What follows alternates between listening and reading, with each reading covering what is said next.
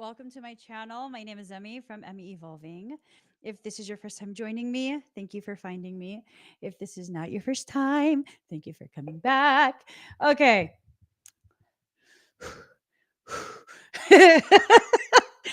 Okay, let me just calm down. Is what it is. Let me calm down.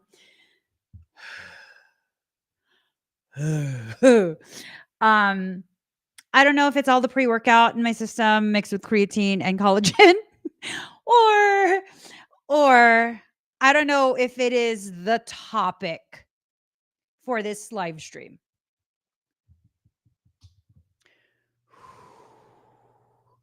We just got to breathe this one out. If you haven't seen what the topic is, the shift of a lifetime. Do you guys feel the profoundness of the energies right now? Like, do you feel it? I'm serious. Do you feel it? I was over here sitting here minding my own business, sipping on my recovery drink. And I'm like, okay, what is this topic going to be? What are we doing here? What's happening today? And it's this thing of like,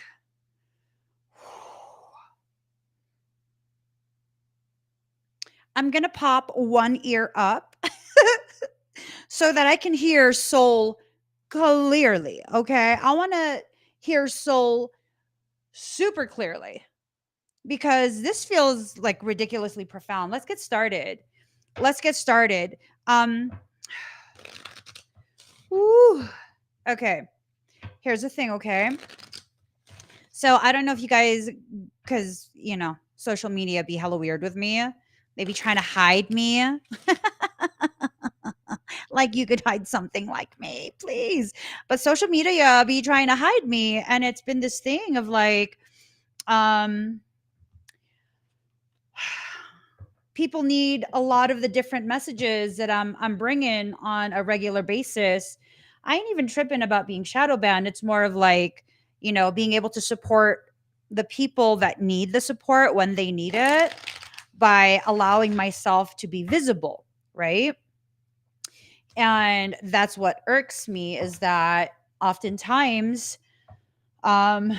people won't even receive notifications that I'm live, which is fine. But so going back to the point I was getting to, I don't know if you guys noticed, I was supposed to start at 11 and then I suddenly changed the time to 11:15 because Soul, this lovely little damsel that I call Soul, my soul, my higher self is actually a male. I am not even joking. My higher self is actually a male. I just be playing along like no, it's a he. It's a he. My soul is a male. That's okay. It's okay. But he's like, it's time. You've left this kind of sitting and not really going forward. And I've said it before that it's time for something, right? And so I had to change the time of start for this live stream to give me a moment to put this online, make it live, make it live, make it live. That's what Soul kept saying. Make it live, make it live, make it live. I know you guys have been waiting for quite some time. And I've kind of just felt like, it'll happen when it's time. And it's time. I finally put up the soul-based business mentorship on the website. It's right there. You could click on the QR code or you could click on the link in the comments. But it's there. It's available. And I think this reading is going to solidify for all of you why I got like put it on like nonstop. Put it on. I mean, honestly, it's been on the website. I just kept it hidden. I kept it hidden. I'm not sure why. I think a few other things still needed to play out for those who need to understand the gravity of the journey they're on, for you to get the opportunity to really understand the gravity of why you need to do certain things, why soul is giving you certain types of guidance. Okay. So that's there. I'm taking it down and putting this back up. I think you still can access that through the live stream. I'm not sure. I don't know. But I'll put it up again like way later before I end the live stream. Let's get started, guys. Let's get started. Oh, motherfucker. Shit. Just breathe. Breathe. Let's breathe.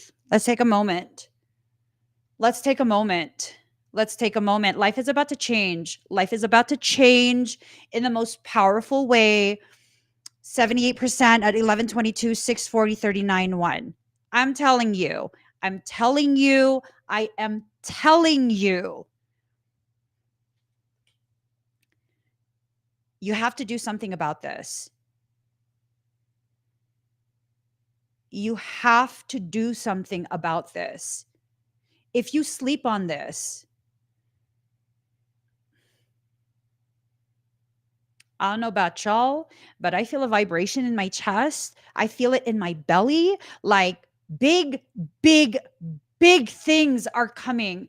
I'm like, come to mama. Come on. Come on. I'm waiting. I say it with my chest. I'm waiting. Come on. Come, come, come, come, come, come, come, come. I'm waiting. I'm not going to push you away anymore. I'm not going to deny things anymore. It's like I am waiting. Bitch, you never keep a girl like me waiting. Okay. Hurry it on up. I'm telling my soul. Bitch, you never keep a girl like me waiting. Are you kidding me? I got a short attention span. I will forget. I will forget. Let me show you something. I will show you. Okay. This right here. This y'all thought I was saying that because I think I'm the shit. No, no, no, no, baby. No. That's not what I mean. Let me show you this. Okay. Here goes. Here goes. This I'm gonna show you because this how it really works. This is what I really am referencing. You never keep a girl like me waiting because 1 second the visual is coming up. Hurry it up, laptop. Okay, there we go. I'm coming down. I'm coming down. I think I have too much pre-workout in my system. I think that's what's happening. I'm charged up, yo. I'm charged up. Look at this. This is what I mean. My memory's so fucked up. How bad is it? How bad is what? That's why you never keep a girl like me waiting. You just don't do that. You want shit to happen, you go boom, boom, boom. It happens. It's gotta happen like boom, boom, boom. Or then I'm gonna enter the room, look around the room, smile in a sheepish way, exit the room, go to the kitchen, get an avocado, go to the living room, put the avocado down, go back to the kitchen, look for something. I don't know what. Open the fridge a few times. Go back to the living room, wonder who the fuck left an avocado on the couch. and then go back to my office and be like, I was supposed to go pee. I better hurry up. I completely forgot to go pee. Bitch. That's why you went all the way to your room. I went all the way to my room earlier and I was like, what am I doing here? What's going on here? I don't know. And then I went in front of the mirror and I was like, oh, put my beanie on. I had better live stream already. And then I went to the live stream room. Didn't pee once.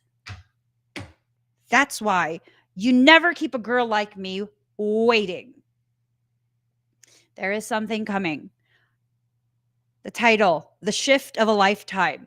The first card, prosperity. This is going to be beyond prosperous. This is going to be beyond prosperous for you. You're about to be set up in such a way that you're going to reach a level of success that really you've dreamed of this. You've dreamed of this. There are things that have been shifting for quite a few months now, maybe even up to a year. There are things that are slowly shifting inside you, preparing the stage, preparing the way for you to get to the next part. And the next part is this profound accumulation of all of your effort.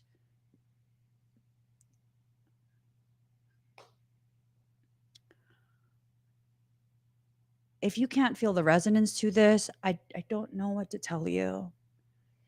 I don't know what to do for you.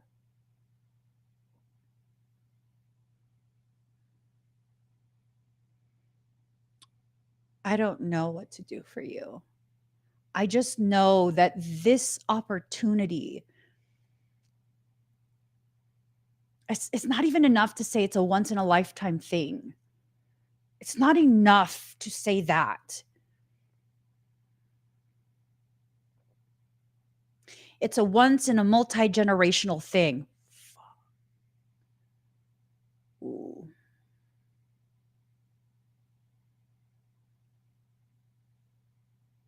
I feel it building in my chest.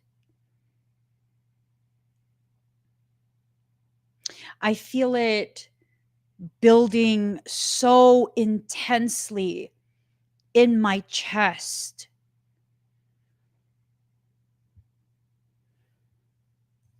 Whatever this is, whatever path you are on, for those that this applies to, right? I want to respect everyone's sovereign right to decide whether you're going to claim this, whether you're going to allow this potentiality to come to fruition for yourself. For those that choose that, for those that with the authority that has been vested in them by Creator itself, everything you do from this point on is protected. There is no option for failure. Any perceived failures, those are very, very carefully cultivated redirections from soul. This is intense. Okay, let's do this. Okay. Hashtag now. If you are ready now to allow all of this to come in, if you are ready for your life to change, I don't know who's not ready. I'm saying, I don't know who's not ready, but I'm ready. I'm ready. There's nothing wrong with my life right now, but I'm ready. I'm ready for the next part. Not because right now is not enough, but because I deserve to experience knowing the me that comes after this part of my journey. Yep. Hashtag now. Hashtag now. This point of realization, it stems from some struggle that you've experienced recently, right? Your summer's in reverse, like something happened, maybe plans didn't quite go to plan. Maybe there were some expectations from this summer that just didn't it, and I don't know, it didn't play out the way you thought it would. And then it kept you in this space of smallness and incubation, right? Where you're feeling like, I had all of these big plans and nothing came of it. And I'm so stupid. There's nothing that I can ever accomplish. All I am is full of plans and they never actually happen for me. These cards are about to correct your mindset. These cards are about to correct your mindset.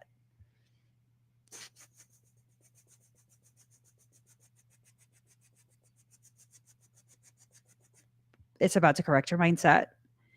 You're about to become aware of the power of your mindset, awakening an ethos, allowing yourself to recognize the need for the expansion of your awareness of where your mindset is, the way your mind functions right now.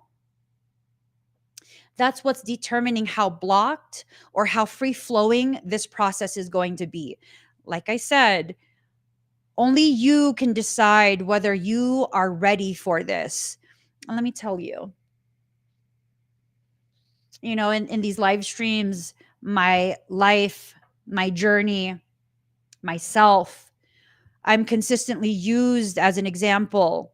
And I don't mind. I don't mind sharing the difficulties I've been through, the way I have triumphed over those difficulties over the years, um, the way my feelings have been hurt, the way I've gone out of my way to heal that hurt and all of that. I have no shame in the life that I've lived, right? And it's been this thing of sharing my mindset and the way my mindset has shifted. And as my mindset has shifted, life has shifted. Was I ready for those shifts? Absolutely not. Absolutely not. Absolutely not. When I first was thrust into the public eye, I was not ready. When I say I wasn't ready, like, you guys, I mean, mm, how deep do I want to share right now is what I'm trying to determine.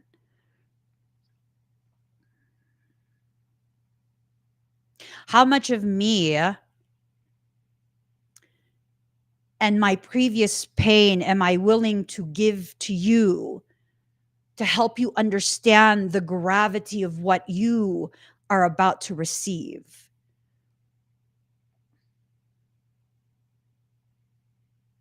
Oh, and it's not that I'm ashamed. I just want to keep some of my own privacy, right?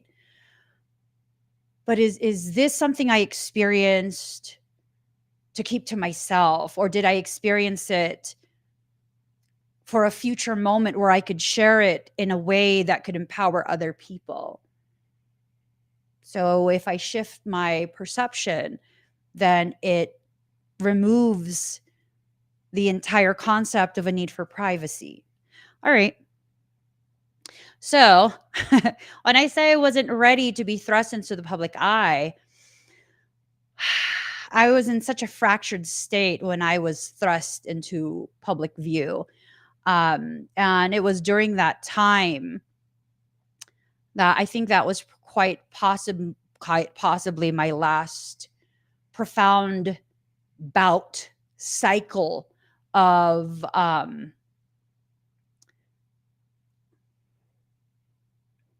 darkest, most intrusive thoughts ever. Mhm. And if you need me to further expostulate, because it's like, well, everyone has intrusive thoughts, I am talking about suicidal ideology.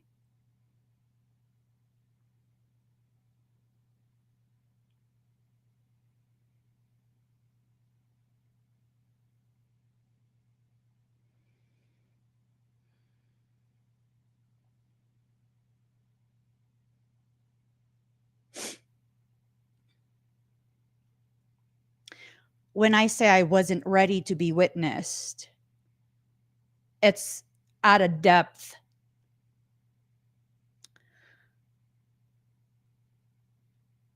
that if you knew me then,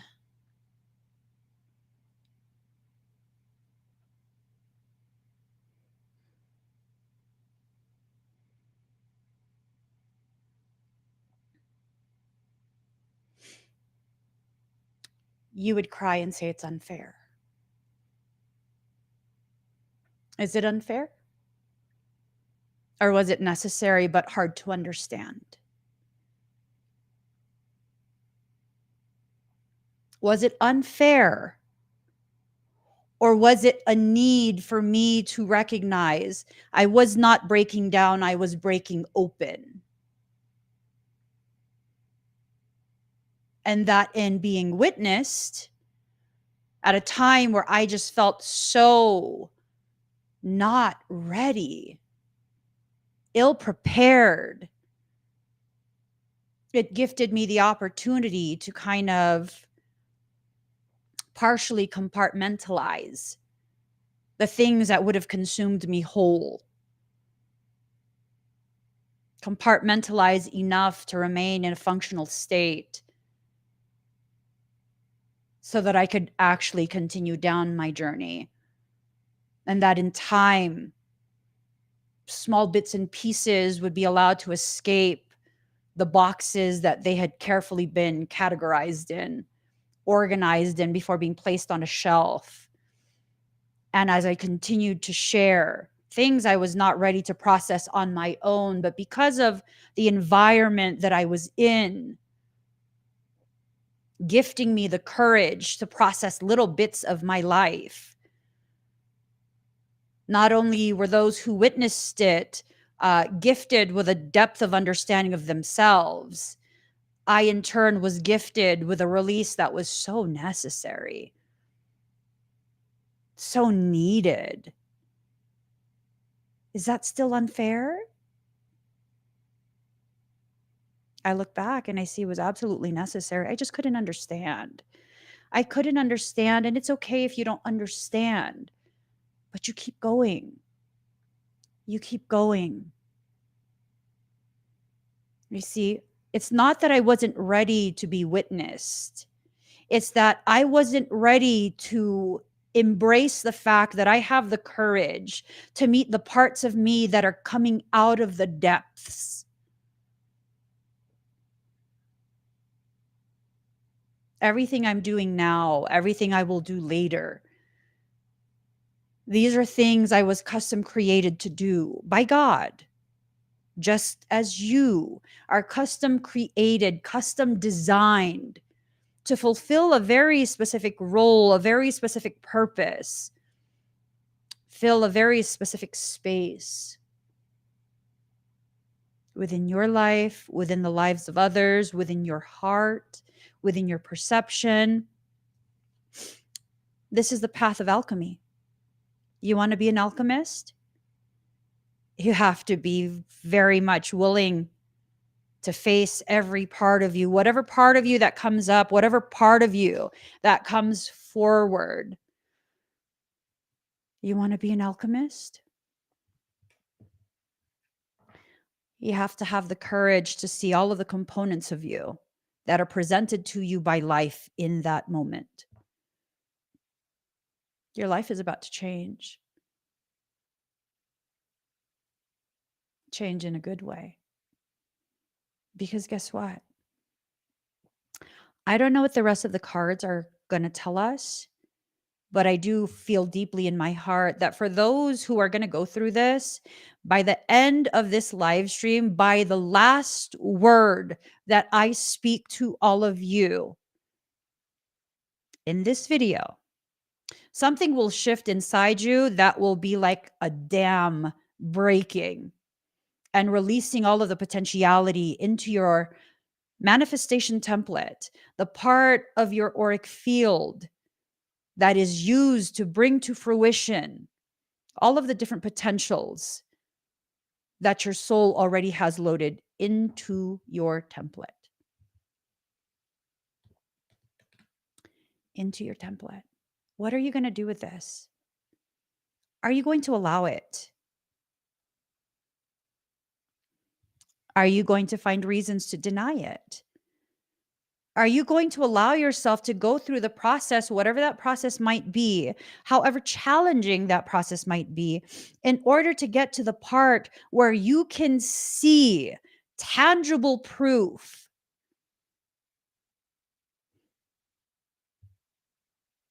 Tangible proof of the efforts you put into your life. Now, for quite a few of you who will be going through this process, There is a person who is perfectly matched for you. I'm not speaking in terms of romance. I'm speaking in terms of a solid foundation being built to erect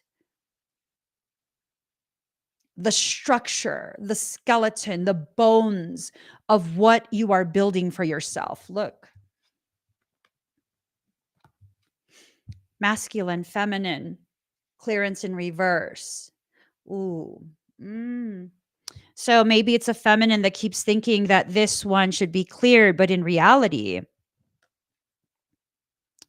you're being told no. You're being told no. This is not something or someone that needs to be pushed away. This is something or someone that is perfectly matched for where you are headed. They have the other components that are necessary. You know what I learned years back?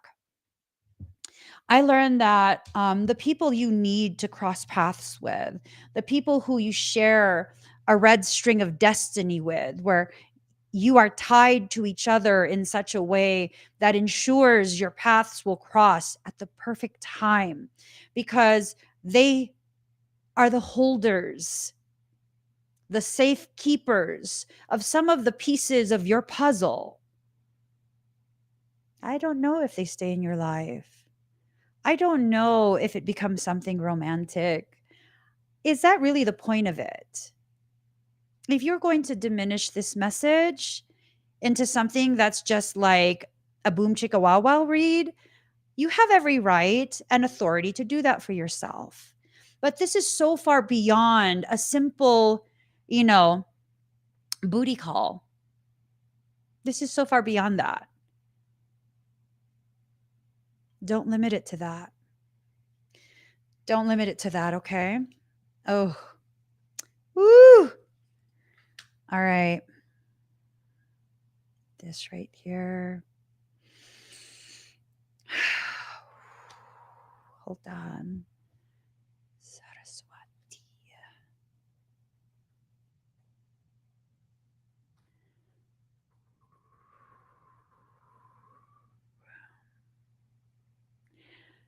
Is this like a wife of Shiv? Brahma.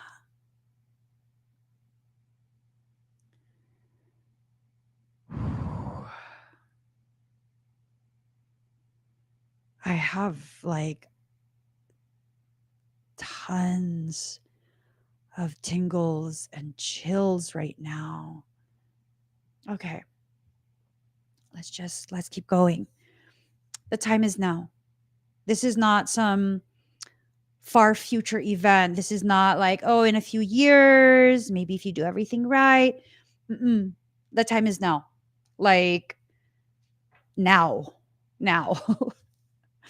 Like you're already receiving these messages from soul. You have been um there are business opportunities that are being presented to you, ideas, pathways that are being considered, pathways that are being cleared by soul. Um,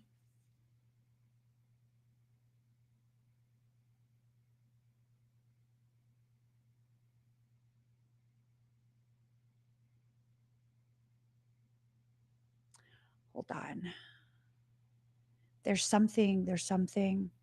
I don't know what it is, but I'm going to go ahead and bank on this. And as I bank on this, I need to send a message.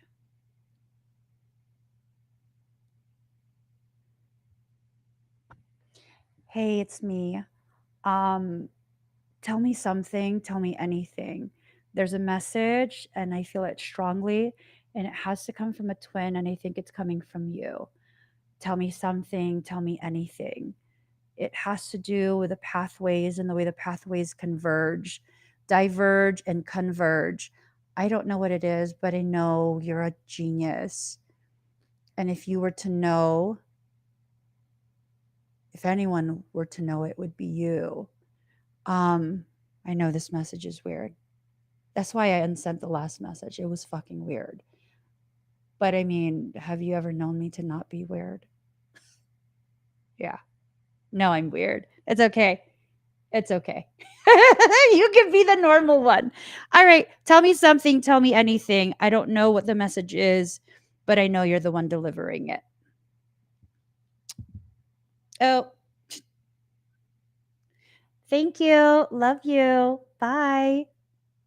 That was rude of me. It's just like, give me, give me. Like, no, thank you. Love you. So the time is now. It's now. I don't know what you need to do, but inexperience is factoring in. It's causing you to feel like you have to chase something that doesn't need to be chased. This is something that's going to find its way to you. It is something that is already being guided. So, see, 4 is a number of self, 2 is a number of guidance, right? 4 plus 2 is 6. It's a number of receiving. You, something is being guided to you, and you just have to be willing to receive it. Inexperience. Inexperience. I think you feel like because you don't know, because you haven't done it before, it's going to be something that you are going to struggle with and mess up. I don't know. Would you say that I am just naturally a powerful speaker? Um, that there is a way in which I communicate thoughts, concepts that help you to understand in ways that no one else is able to help you understand? Would that be something accurate for you in your experience with listening to me, just speaking openly? Because here's the thing, right? Totally not fishing for compliments. I'm totally just like, if you feel that way, if that's been your experience, I mean, I took a public speaking course in college. It was just one class. And I think the teacher passed me just because the entire class loved me because of the fact that I always looked like I wanted to poop my pants when I had to speak in front of the class. And my face would be super red, my voice would be shaking, and I was just a horrible public speaker. And, the whole class just kind of like felt bad for me. I'm not joking. Um, and that really affected me because I could feel how much they felt like they had to protect me by way of compliments, right? Like they could sense the extreme perfectionism that I very painfully struggled through. And for my whole life, I would have never and have really never categorized myself wholeheartedly as a public speaker. I don't have the experience. And that's genuinely still how I feel. And I know it sounds like, what the hell are you talking about? You live stream all the time in front of strangers. Yeah, but here's the thing. I'm in a room by myself speaking to a green dot on my laptop. And people are like, Emmy, no, no, no, no, you're a natural. Like when you live stream and you speak, it's like you're speaking directly to me. It's like you're looking at me, looking me in the eyes and seeing me in ways no one else has seen me before. And then you say these things that just like, there's no way. I tell you, I can't even look at myself when I speak. I'm literally speaking to a green dot.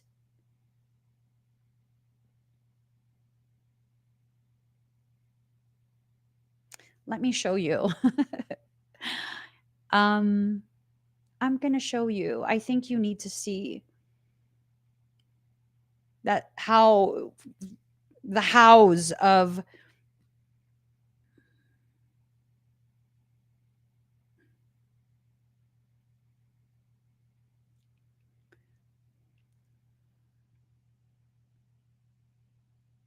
I think you need to see.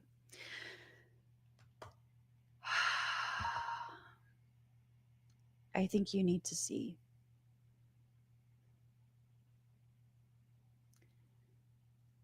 It's been years, years, and still I do this. Years.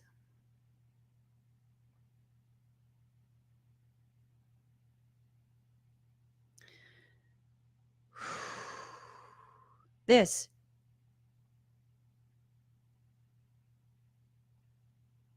This right here. This is all I'm speaking to. Luckily, it's green because that subliminally tells my mind, go, keep going. You said some weird shit. No, no, no, go. Green light. Keep going. Just keep going. Just keep going. This, this, this, this right here. This is all. This is the only thing I'm speaking to.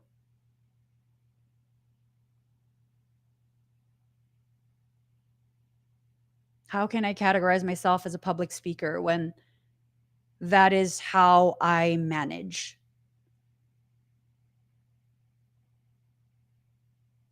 And Queen of Hearts says, you do just fine on Zoom. You know? You know why I do just fine on Zoom? For I think like the first maybe 2 years of me offering public services, private services, you would not talk to me. It would be via instant messenger, simply text. And ooh, even then, I was shaking. And then Michael told me one day, he totally used my guilt and my shame. And, like, people pay all of this money for these sessions, and it's just so awkward. You're making it awkward for everyone because not everyone can type as fast as you. And then you get all frustrated and then you hide it. Just get on the damn screen. It's you and one other person. If you feel that uncomfortable, hang up on them. And I was like, wait, I can hang up on the video? And he's like, yes. And I was like, well, shit, I didn't know that. I didn't know that. And that's why I'm fine on Zoom. Because he told me I can give myself permission to hang up on people if they're like being like hella weird with me or making me feel like really uncomfortable. How many people have I hung up on? Not a single one. Not a single one. Bit by bit, I've built my courage to just stand in my own space, not to do anything beyond that, but just to stand in my own space. Am I ready for the next part? I don't know, but if soul says I am, then damn right I am. Ready for what? I don't know. I don't know, but my husband, like, really, um, he'll kick your ass if you're mean to me. So, nah, I don't care.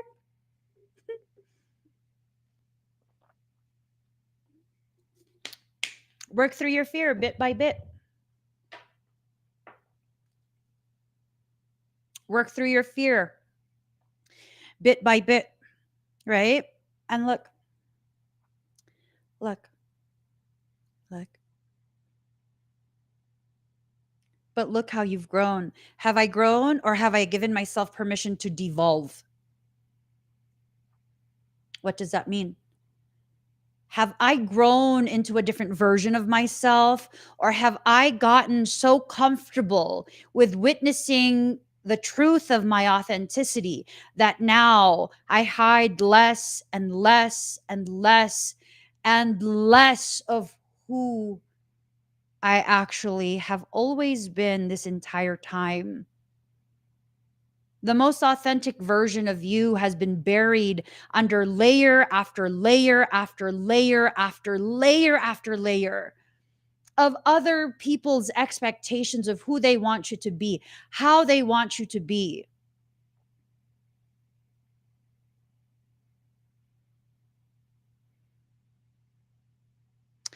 I'm sitting here in front of you with unwashed hair,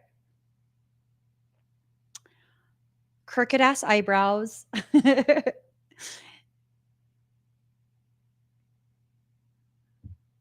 a smile that can't be faked. This is who I am. I'm no longer interested in playing any roles. I'm no longer interested in auditioning to be a character in your movie, in your story. It is what it is. And whatever it is, it's not that bad. It's not that bad. This coming from a fractured woman who, at one point in a very long period of my life, would take about 2-3 hours to get ready just to go grocery shopping because, heaven forbid, a single hair on my head was out of place. Heaven forbid I didn't play the part of the character I was programmed to believe that I needed to be.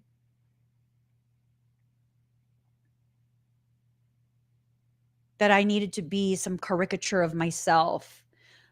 Parts of me that are more easily digestible, easily accepted by others. If my lashes are long enough, if I sculpt my face with makeup enough, if I put the right shade of blush to look demure, to look this way, to look that way, if I emphasize this, if I de-emphasize that, if I, and one day I was just like, you know what? Fuck that shit. That's exhausting. That's exhausting. And don't get me wrong, there are days where I like to play with makeup because really, it's a form of art. It's a form of art. But I am not a Monet. You ever watch that movie Clueless? One of my most favorite movies of all time. Like, oh, whatever, right? Oh, whatever.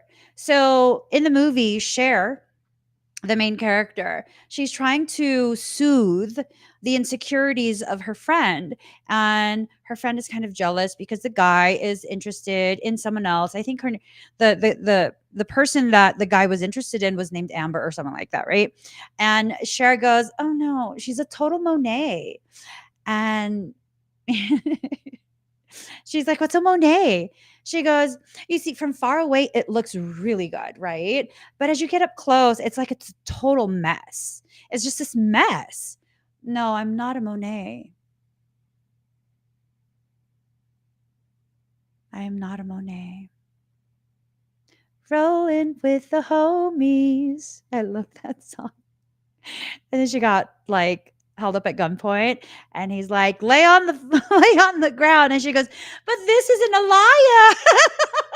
He's like, a what? A really important designer. There were feathers. How dare you make her soil her fashionable coat? I'm just saying it was gorgeous. It was gorgeous. Coming back to the story at hand, your inexperience is irrelevant. It's irrelevant. The time is now. Your inexperience, that's just part of your insecurity. Who's to say you haven't done this in lifetimes before this one? Who's to say? Mastery. You've mastered this before. You see? 44. 4 is the number of self, right? 44 minutes, 74 people, 4 clicks, 99, 1201. Whew. You've done this before. 4 and 4 are equals. Or that could be you in this life and you in a previous life. You've done this before. 4 plus 4 is 8, the number of convergence, the coming together at the point of centeredness, of two consciousness. So it could be either these two coming together in a point of convergence, or it could be you in your previous life converging, you retrieving those skills that you have cultivated, developed to an extraordinary degree in one or multiple previous lives before this. Focus, but it's in reverse. I think this is a message that you've been too zoomed in. You've been too focused on the minute details that you're missing the big picture. And maybe that's why you're not seeing clearly or receiving clearly or even realizing that you're being given guidance already by soul, right? Oof. This is intense.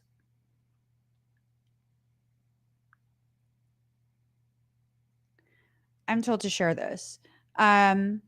So the Emmy Evolving Company that was formed while I lived in a parking lot.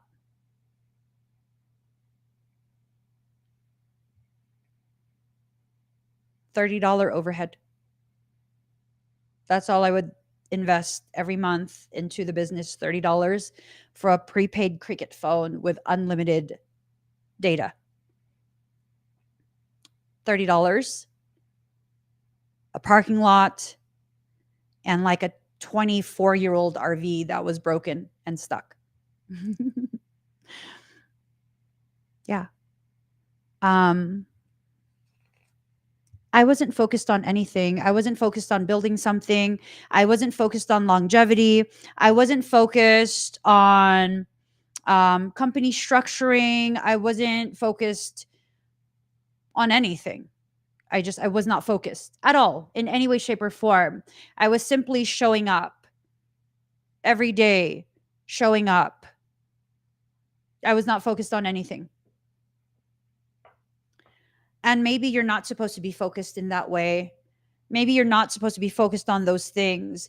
Maybe you're simply needing to focus on the fact that soul is already making things happen, and you just need to allow yourself to receive the messages, the guidance, the instruction. Be open to the different potentialities that are being presented to you by soul, the different connections. Divine wisdom in reverse. See, you're thinking you're not ready if you don't have a conscious grasp, an intentional access to divine wisdom. That doesn't mean anything. That doesn't mean anything.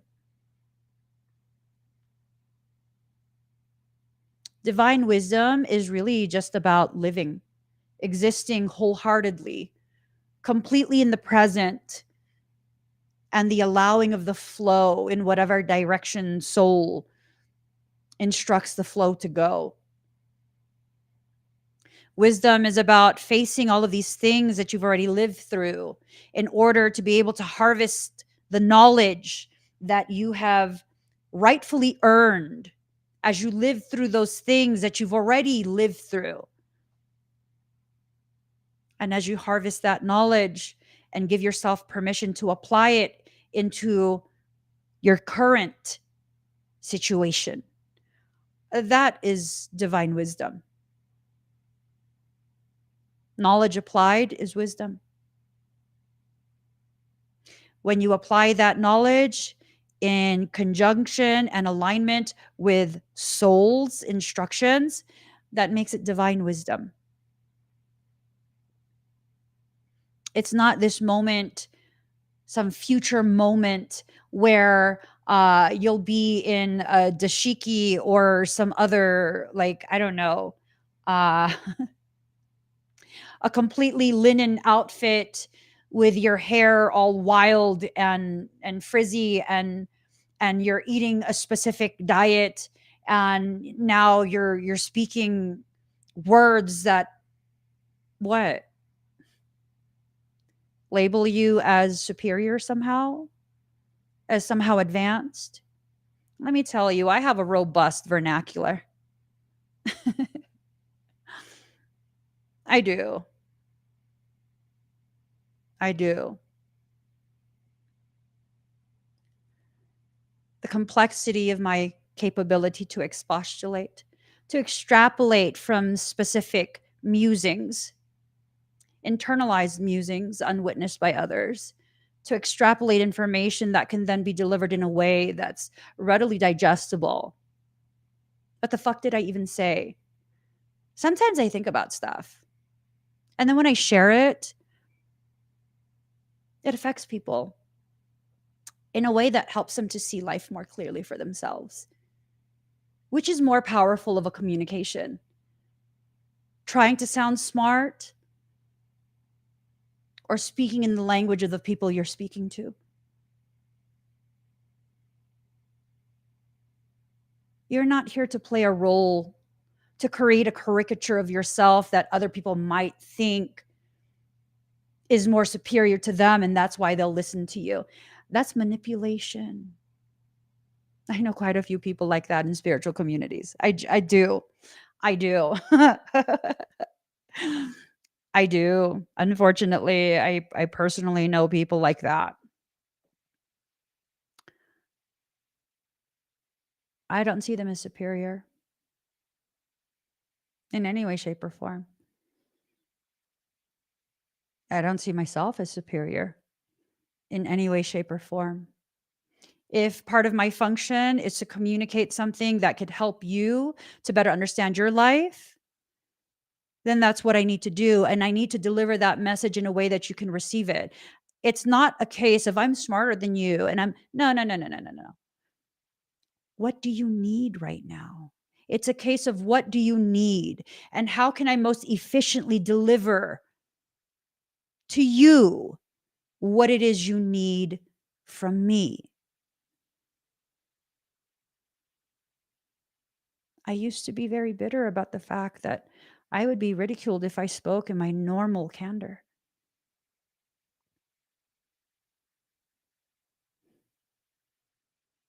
To speak in a way that's difficult for other people to understand. And then to expect them to modify themselves and their current level of existence to simply be able to keep up. No, no. There's a time and a place for specific verbiage, for specific vernacular to come forward. When you place me in an environment with someone else who is highly inspired and extremely familiar with quantum mechanics, quantum field physics, unified field physics, um, Keylontic sciences, or spectrobioregenesis, energetic work, facilitator work, bioelectricity, neuroscience,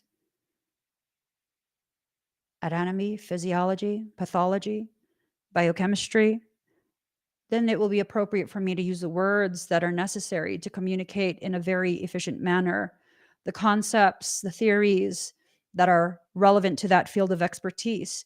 That's when it's important and appropriate.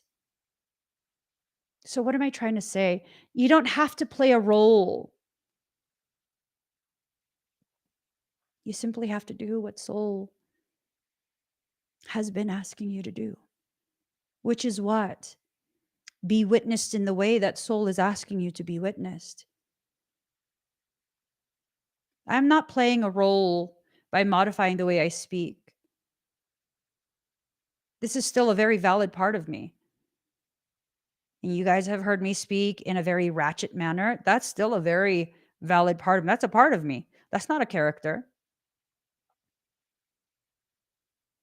These are different aspects of myself coming forward as is appropriate for the environment and the circumstance that I am immersed in. When you begin to recognize that there are different parts of you that come forward, depending on which one is invited by the person in front of you, by the circumstance in front of you, by the environment that you are immersed in, you stop feeling like you're fake. Because I used to think I was fake. No, I began to recognize what I assumed is fake was actually me being very accommodating, because I am a very considerate person. I want to meet you where you're at so that we can increase the viability of connectivity. If I want to connect with you, I will assess intuitively where you are at, and I will meet you there. And as we align and you feel comfortable holding my hand, I will guide you and encourage you and hold your hand back as I lead you to the place where I naturally am. This is about inviting you to elevate.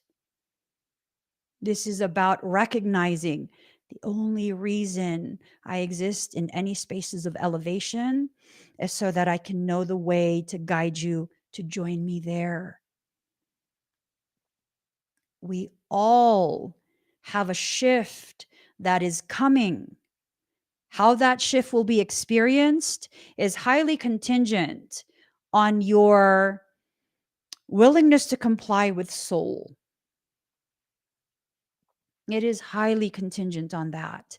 Death and magic, but it's in reverse. No part of you has to die to get this. No part of you has to rely on externalized magical practices to get this. This is a very deeply held plan from soul. This is something that already lives inside you. It's been living inside you from the time of your conception, while still in utero. This has been your truth, a truth that circulated through your entire being with every beat of your heart, permeating through cellular membranes, nourishing every single part of you from the moment you were conceived. The only reason you don't know this, well, if that's true, I mean, then how come I've never felt it? Well, because you believe the programs that you were programmed by. You adhered to the limitations, the limiting beliefs of the adults and age mates in your environment as you grew. That's just human nature. We have a tendency to absorb the personalities and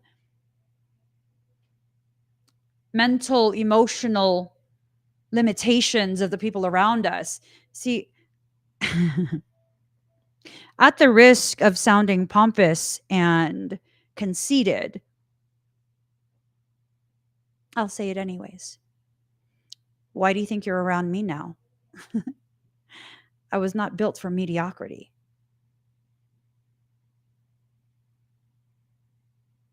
I was not built for mediocrity. Nothing I do will ever be mediocre because I'm incapable of mediocrity. I would rather fucking die, a literal death, than be forced to function in a state of mediocrity. That is one of the programs that was instilled into me down to my core from childhood. It used to hurt my feelings. Now I see it as a superpower. I got straight A's, 1 A minus. Oh my God. The failure in that little line, the sense of failure in the little line beside the A.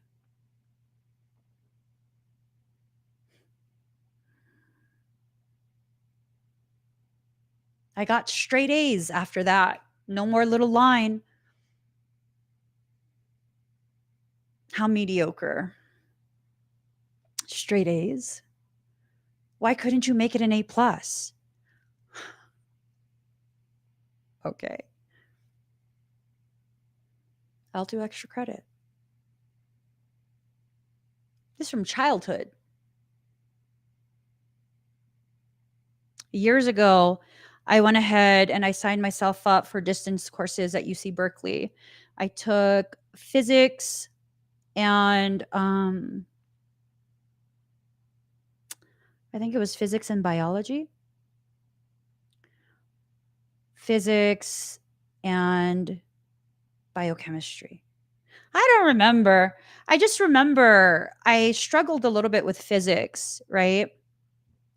And I messaged the professor. There was one section in the class that I felt like I didn't grasp the concept to the degree that I wanted to grasp it. So I took it upon myself to message the professor privately and be like, um, I don't feel like I grasp the concept to the degree that is acceptable to me and my standards. Would it be possible for you to assign me more homework for this specific topic? And then the professor responds back with, you already have 100% in the class. Oh, that's good. But which which part of the book can you tell me to do that, like the extra credit portion, to help me more deeply grasp this concept? And the professor straight up told me that if I wanted to do more homework, I would need to find it myself. What a dick. I was like, ew, find it myself? Fucking thanks for nothing. Ew.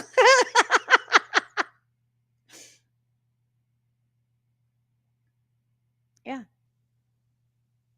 because that's how I function. I was not made for mediocrity. Mediocrity kills me inside. So, why do you think you're sharing space with me? Think about how often you share space with me.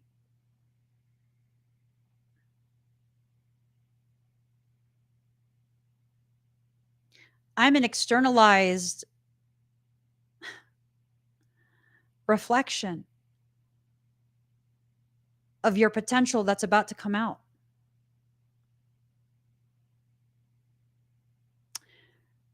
Oh, gaze. This right here. Oh, wait. This right here. Thanks, Lilith. But gaze. Gaze wrote something profound. Hold on. My laptop is freaking out. Breaking barriers. Leadership is part of your DNA.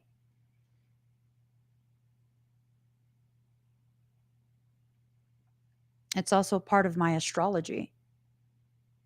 I didn't know that. Someone gifted me an astrological reading years ago. And they went in depth. They like really went in depth.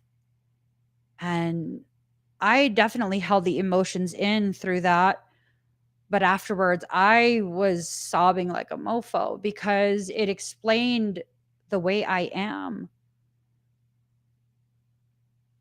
That I'm not bossy,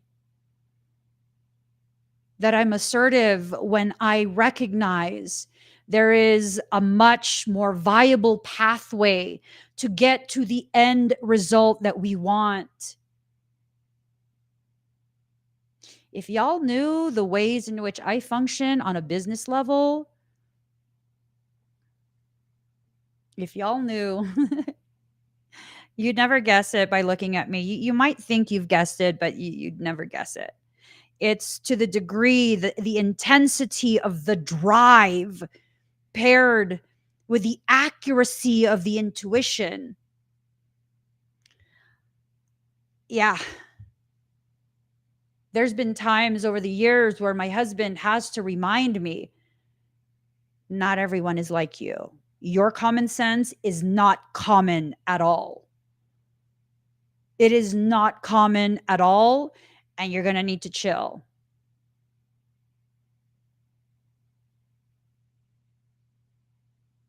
Why do I tell you guys this?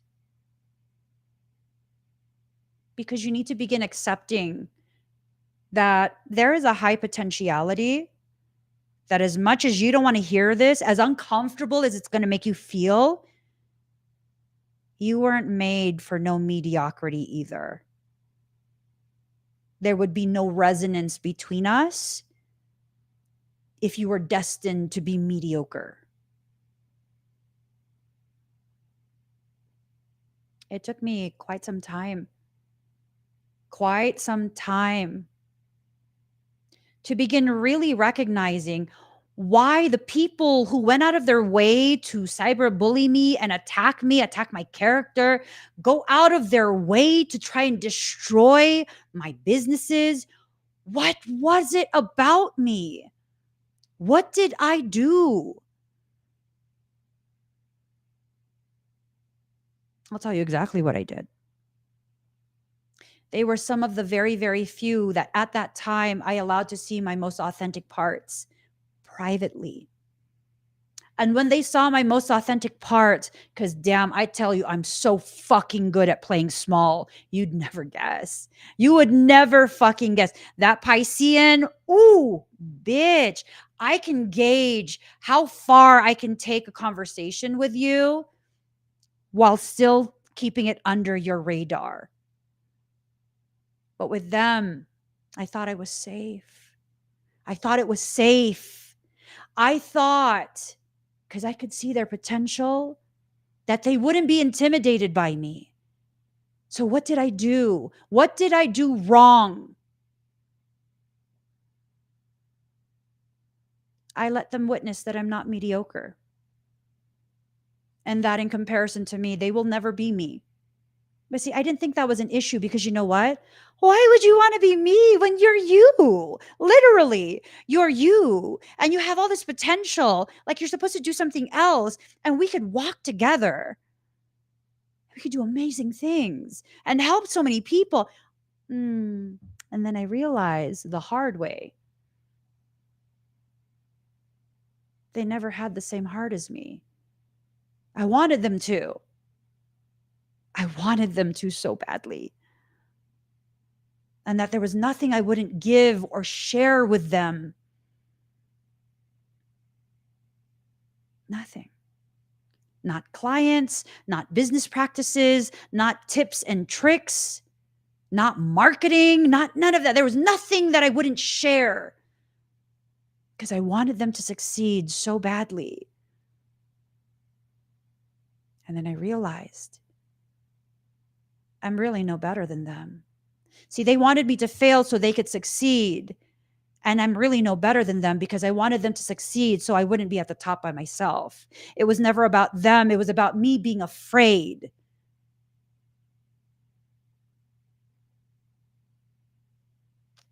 So I was really no better than them. Just the opposing side of the spectrum.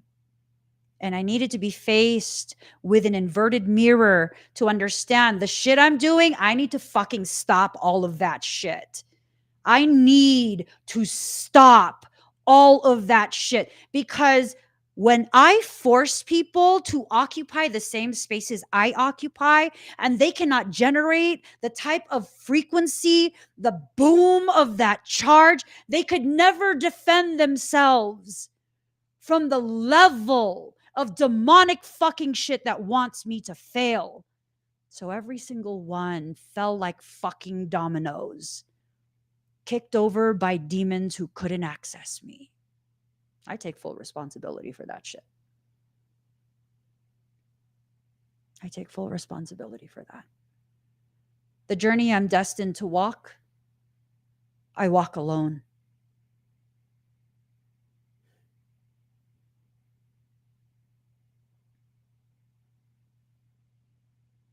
Why do you think I don't partner up with anyone? Why do you think I don't really bring guests on?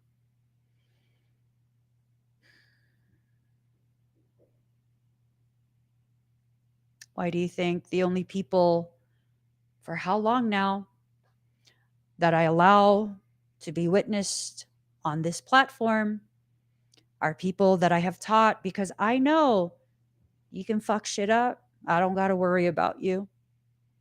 I don't got to worry about you. You can fuck shit up. I taught you really well how to defend yourself, how to recognize. I taught you myself. And when I teach, boy, oh boy, there's one thing that I can do as profoundly as I can learn, and that is to teach.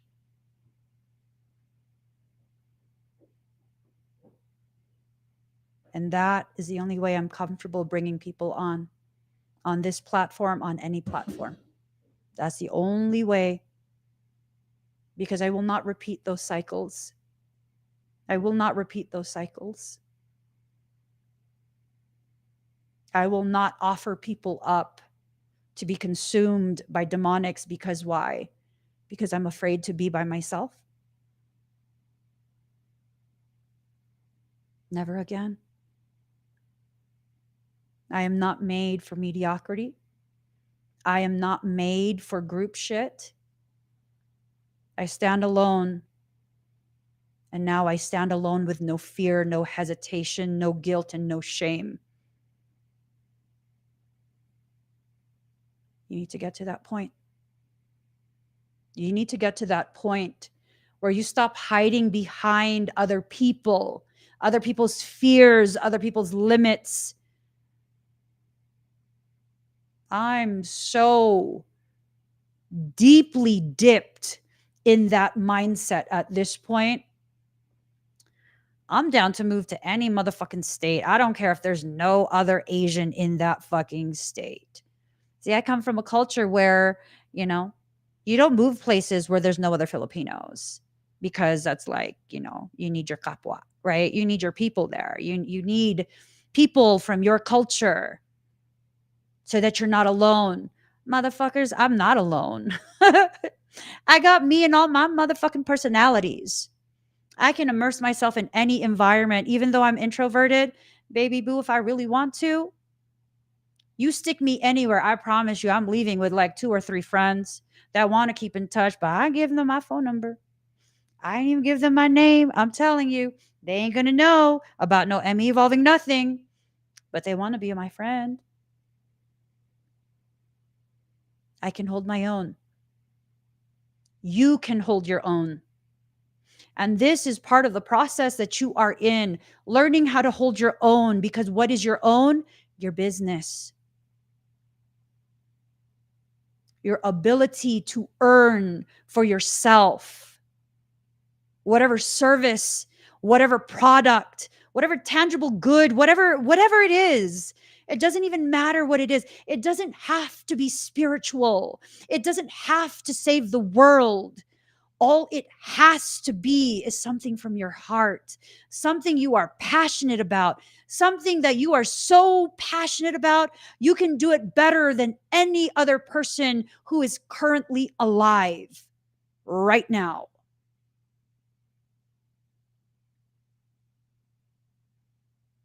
That's all you got to be. That's all you got to have. I'm telling you, I'd make an amazing dominatrix, because my level of assholery. I'm saying, if the energy thing becomes like just something I don't want to do anymore, dominatrix.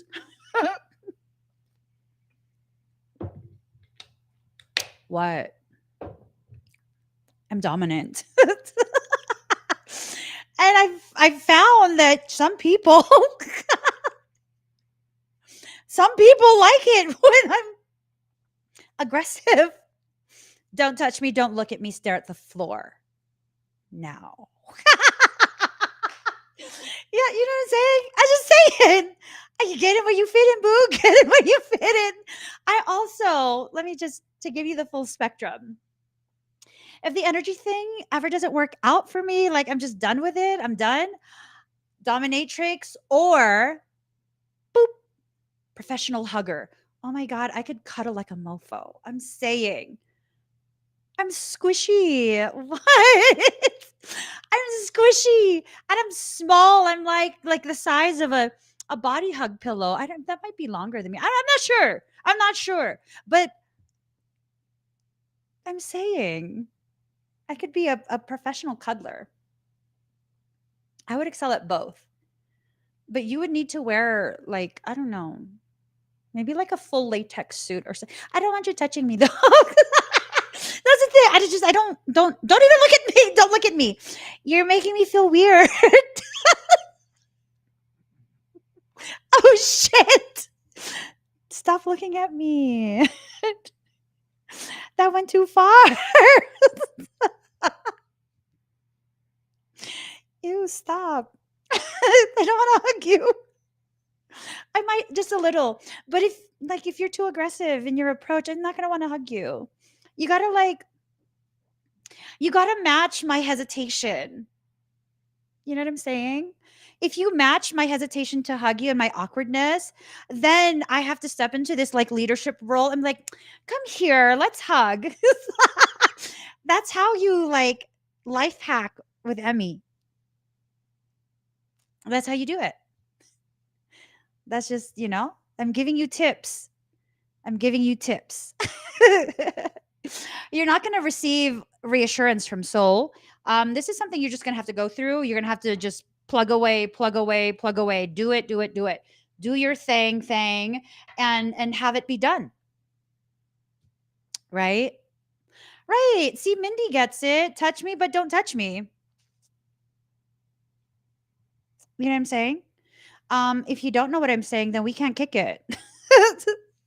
Touch me, but don't touch me.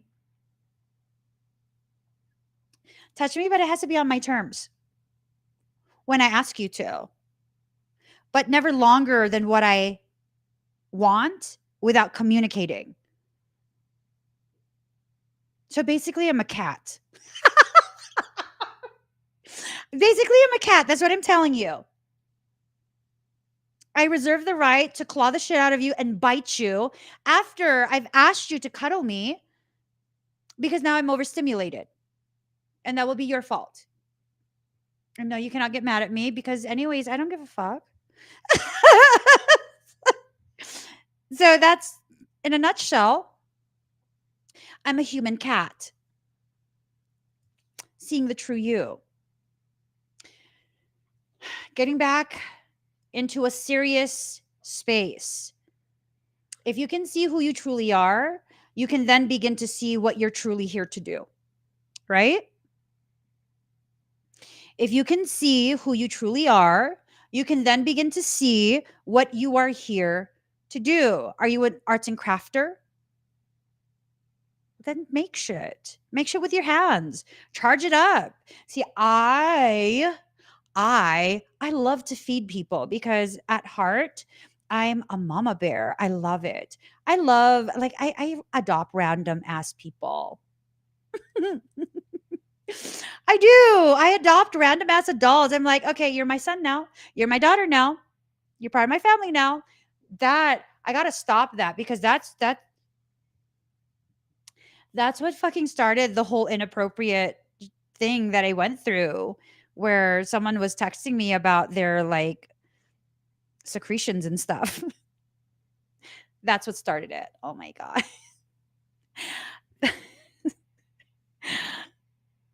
Girl, and then my husband's words ring in my ears where he tells me not everyone is like me. I can't just keep like saying random fucking shit to people. Because not everyone takes it in the way that I'm like, and like the whole old man fetish thing. I'm like, old man fetish. Oh, I'm not supposed to say that out loud anymore.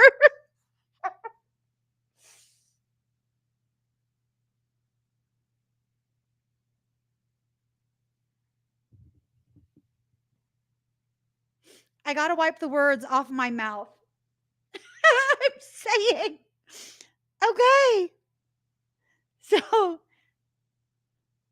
I gotta be aware that not everyone is like me and they don't receive what I say in the way that I say it. So, for example, one day I told a grown ass woman I've adopted her into my family, at which point the conversation went sideways because then this grown ass woman was like, she's going to sleep in the middle of the bed between me and my husband. And I was totally like, oh, you're going to have to fight my littlest because that's his spot. And then she's like, you are so adorable. And I was like, oh, why is that adorable? Oh, it took me months to realize. It took me months, so many months, to realize what she meant by that.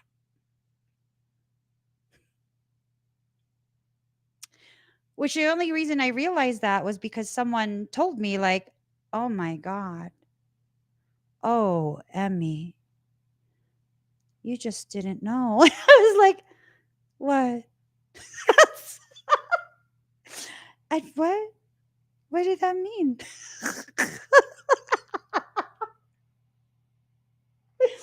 what, what did that mean? I don't know. Like a sleepover? Like, what does that mean? Mm, I told my husband, he's like, I'll fucking fight a bitch. Dead. I was like, whoa. What? Why are you so upset? He knew. He knew. I was like, oh my God, why are you being like that? Mm-hmm. Mm-hmm. He was like, ain't nobody coming into our bed. Shit, if I know. We have a huge bed. I figured we could fit a lot of people. And I'm saying, I figured you got no sense of family. We could be our family. No, bitch. No, you cannot be our family. You want something else. I know. See, Miss Melissa, sleeping in your bed with you, always assume the worst and tell them F no. I didn't know. And do the needful to put them back in their box and ship them home. And then I'm over here like,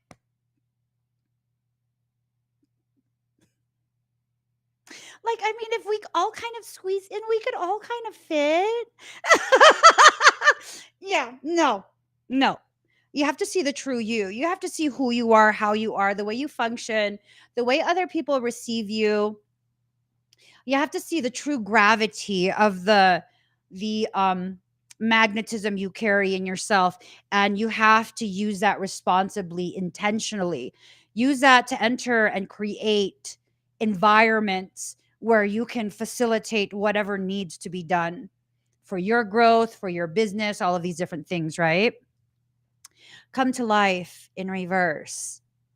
This is not about painting a sweeter life. This is not about listening to that crooked ass monkey holding a pot of honey telling you to paint yourself sticky. No, no, no. This is about actually creating a life that you don't need a break from. This is about creating a life that is just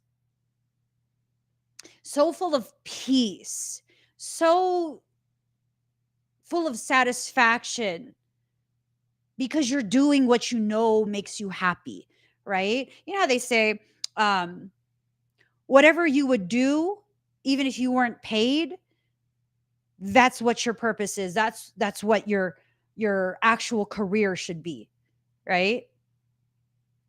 It's true. It's true. Because you know how long I have done energy work for people completely for free? Never once thinking about compensation for my time. Never once. Do you know how long? Mind you, I've been like this my whole life. There was no one who taught me this. Now, I took courses at Ivy League colleges for personal enrichment. so that I could better understand certain concepts that I then applied, integrated into my aura spectra bioregenesis, memory retrieval.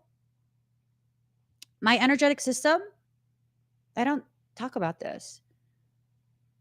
The energetic system that I teach, it's a highly advanced, ancient, celestial knowledge base that I come from, that I take information from.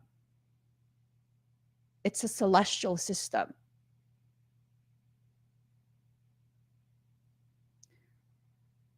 What I'm teaching, it comes from a rank of angelics that is not spoken about. It is an advanced pool of knowledge that is not shared in the Akashics. It comes from a pool of knowledge that is far more advanced and superior than anything in Atlantis. This is what I teach. The early stages of it. That's what I teach.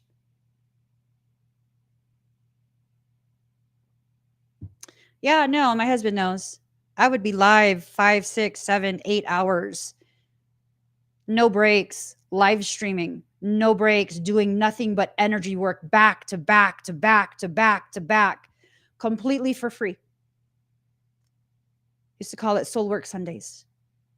Every Sunday I would do this. Every Sunday. Yep. Yep. And based on the comments, some of you have been with me for quite some time because you remember Soul Work Sundays. Yeah. Selenite Saturdays, Soul Work Sundays.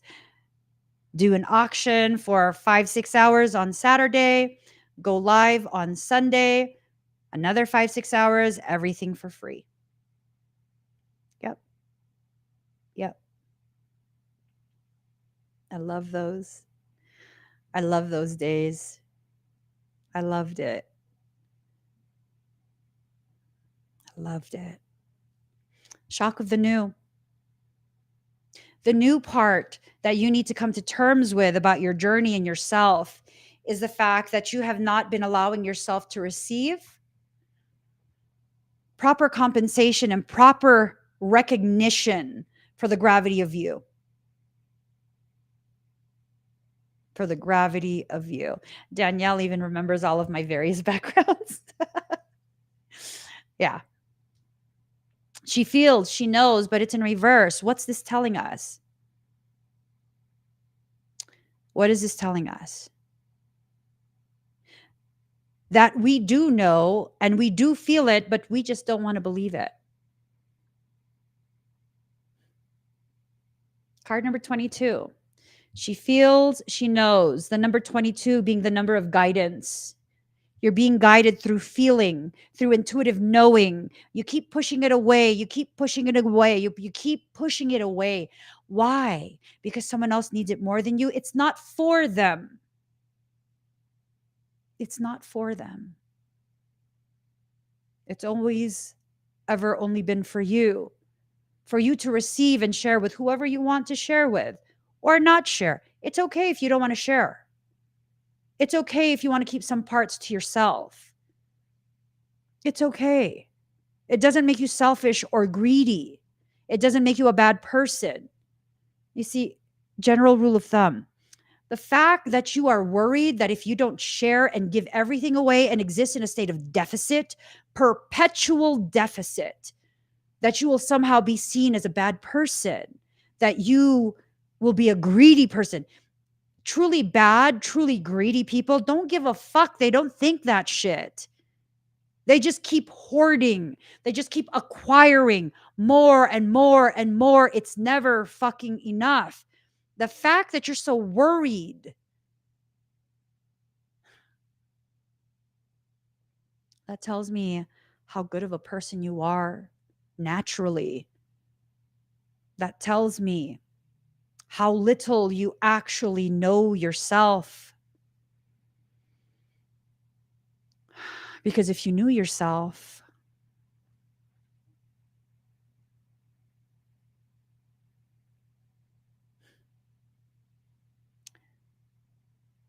you'd start to move accordingly. You would start to move in accordance with what your soul is telling you to do.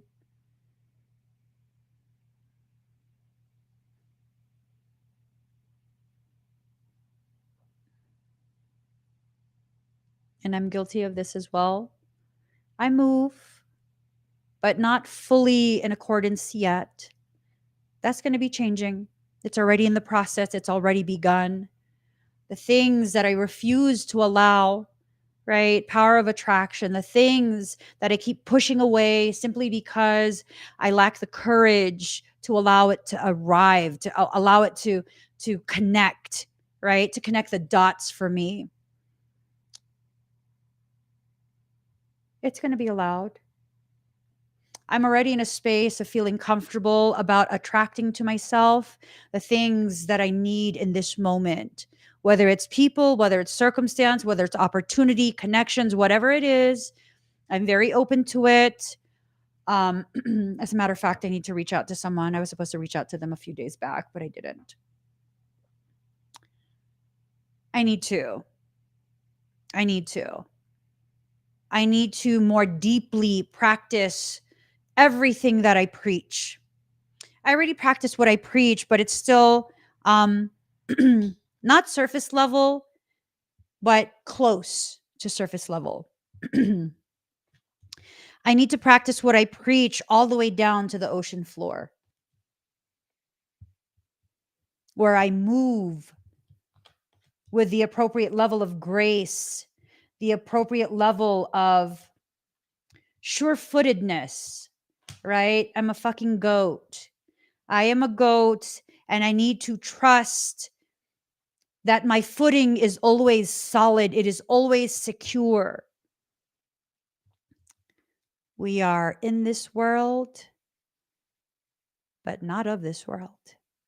Me and all of you, the folks in my community, I wouldn't go so far as to participate in this program of separation and saying we're the chosen ones. No. No. Everyone's chosen. Everyone is chosen. Let's just get that straight.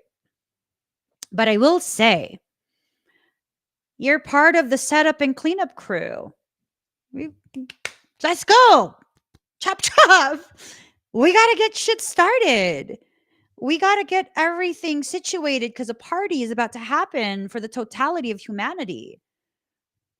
And as that party commences, those of us who are part of the cleanup crew, we need to make sure everything is tidy and in its place. We need to do our parts. There's a huge celebration coming for everyone. Everyone. It does not matter what you believe. It does not matter. It is for everyone. The demonic motherfuckers, y'all get back seats because y'all fucking rowdy. You don't know how to behave yourselves. You learn how to behave yourself, you can go into the mosh pit. Demonic motherfuckers, I mean, there's still space, but you're not going to be commingling with everyone that's chilling. You got to be segregated for a little bit until we see how well you can behave yourself with others. You don't know how to behave yourself with others, you can still be there, but you're not going to be set loose and fuck up everyone's experience. I just got to keep it real and honest with all of you. Okay? Okay. Center in reverse. Ooh, this one is a tough one. I think for some of you, you think you're centered, but really your center orbits another person. It orbits another person, and you allow someone else to dictate too much to you. The things that you need to do, the way you need to do it, when you need to do it, all of these things. Disengage, disengage, disengage. There's not enough space between you and whoever this is that keeps trying to dictate to you the way everything is supposed to play out. I don't know. I don't know. Their expectations of you and your life is not in alignment with you and your life. The shift of a lifetime is about to happen. And if you're going to allow yourself to remain shackled to someone else's preconceived notions of how you're supposed to live, I mean, it's making my ear itch. Y'all melting my earwax because it's making me hot. I'm saying it's making me hot. It needs to stop. It needs to stop. Disengage from that. Okay. You need to stop being so consistent in your look. You need to stop being so consistent in your loyalty to being and doing whatever this person is telling you to be and do. Like, you really need to stop. Okay. You need to have an internal revolution. This internal revolution where you set yourself free and begin thinking for yourself. I don't have your answers. I have cards telling me all kind of shit that I'm sharing openly. I don't know how it applies to you. I don't know how you apply it into your life and your journey. You want to know specifically for you what your soul is telling you? Here you go.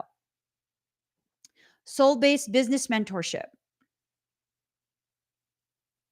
I will communicate clearly exactly what it is your soul is instructing you to do, giving you an elevated opportunity to bring to fruition the very abundance that is rightfully yours. Bring it into form. Make it happen. I can't do it for you, but I can sure as hell tell you a lot of fucking information. Did you know when I did for myself a soul-based business move,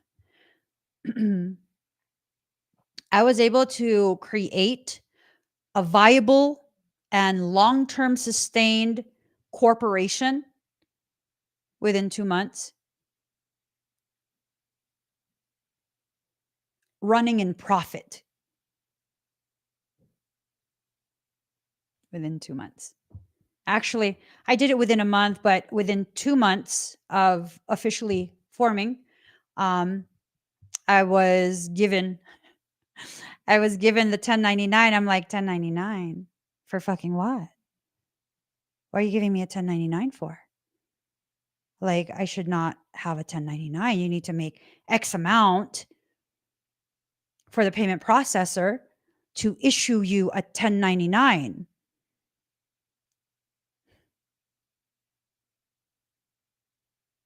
Yeah. I've done this for every single business I've launched. When I follow the guidance of soul, I tell you, another business that I launched, um, I barely formed the LLC for my confectionery company. Barely. I was maybe a month or two formed, and it was a cottage kitchen operation, meaning I was making everything from my home kitchen. I did not put out any ads. I did not do anything except the one thing soul told me to do. Just one thing took me 5 minutes. You know what happened with that? And I spent no money on it. The Palms Casino contacted me. You ever heard of the Palms Casino? I lived in Vegas at the time. The Palms Casino contacted me and invited me to come and be wooed by them. Within a month or two. No ads.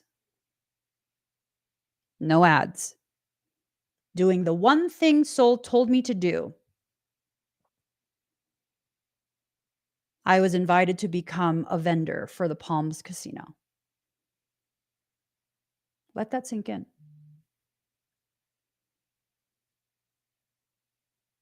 Let that sink in.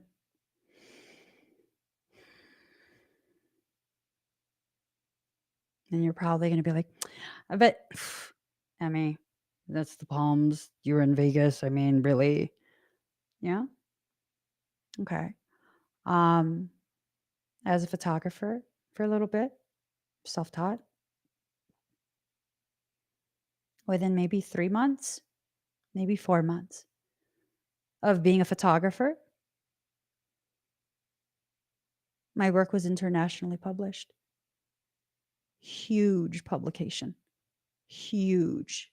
And at that time, it was quite possibly the largest men's publication that was in circulation. My work was featured.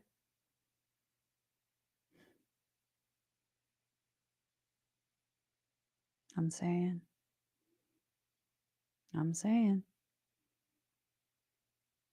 You listen to your soul's guidance,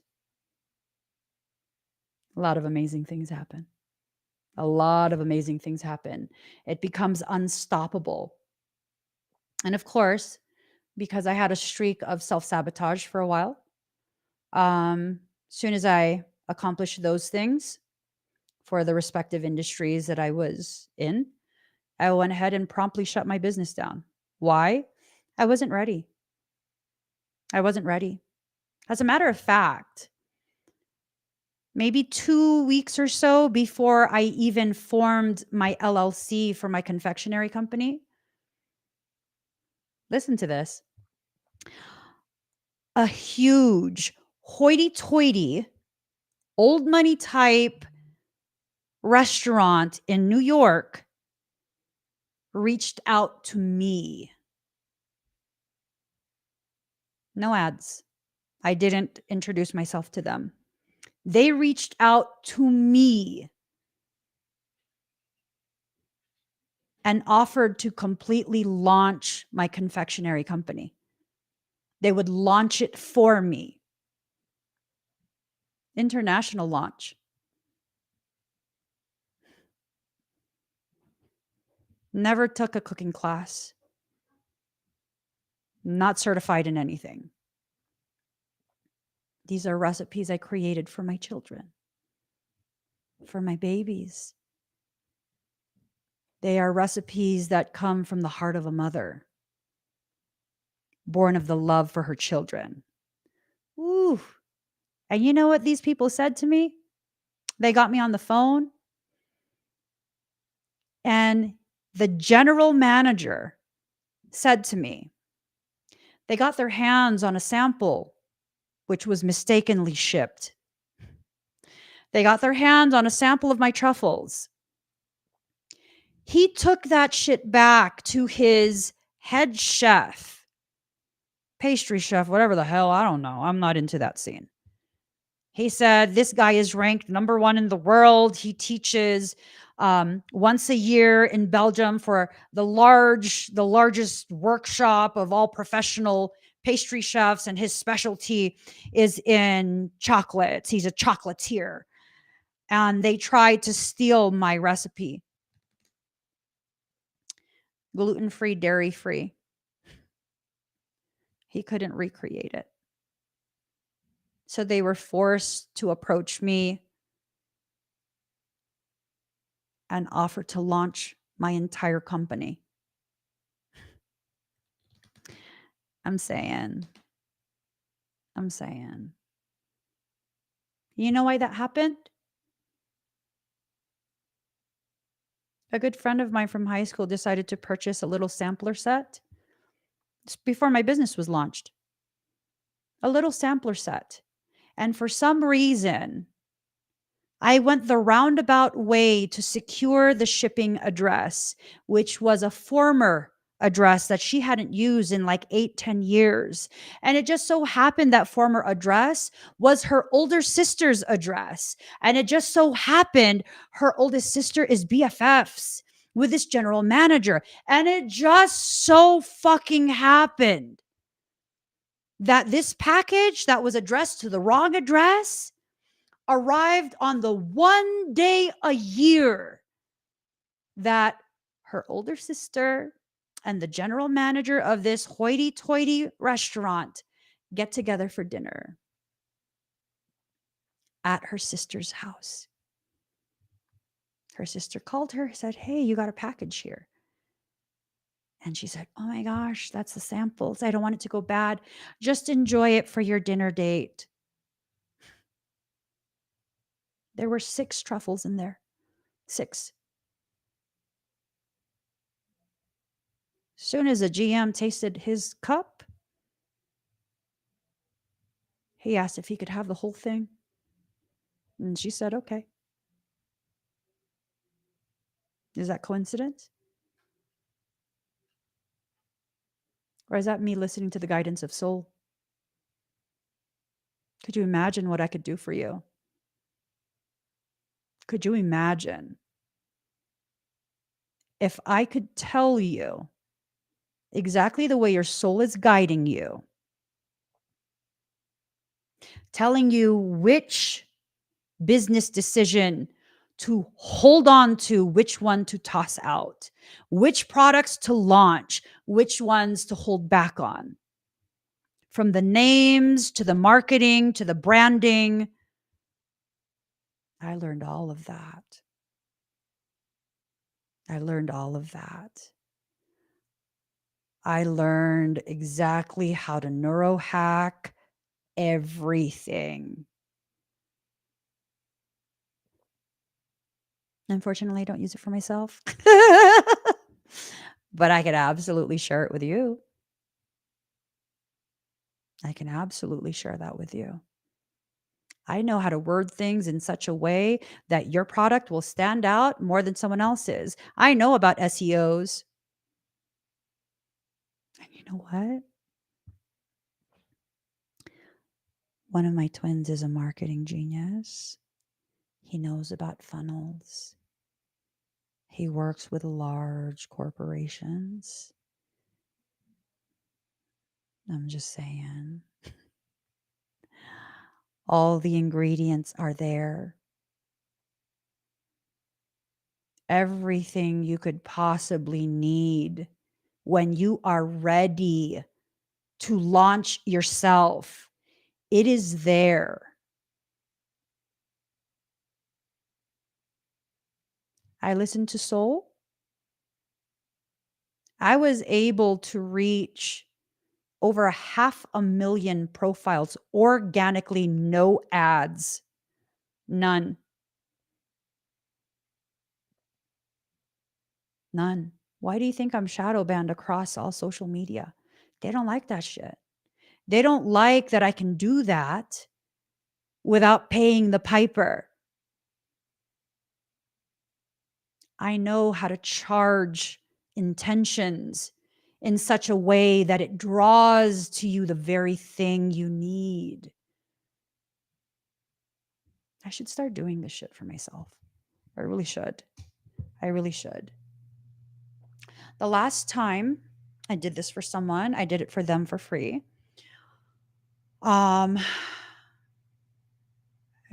They had all of their things going on. They were kind of like at the start of what it is they were needing to do, the start of their path. And you know what happened? They reached out to me after several months and they had some good news. You know what their good news was?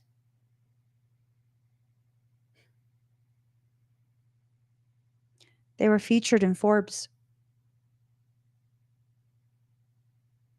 They went from starting from scratch to being featured in Forbes. I'm saying. Are you ready?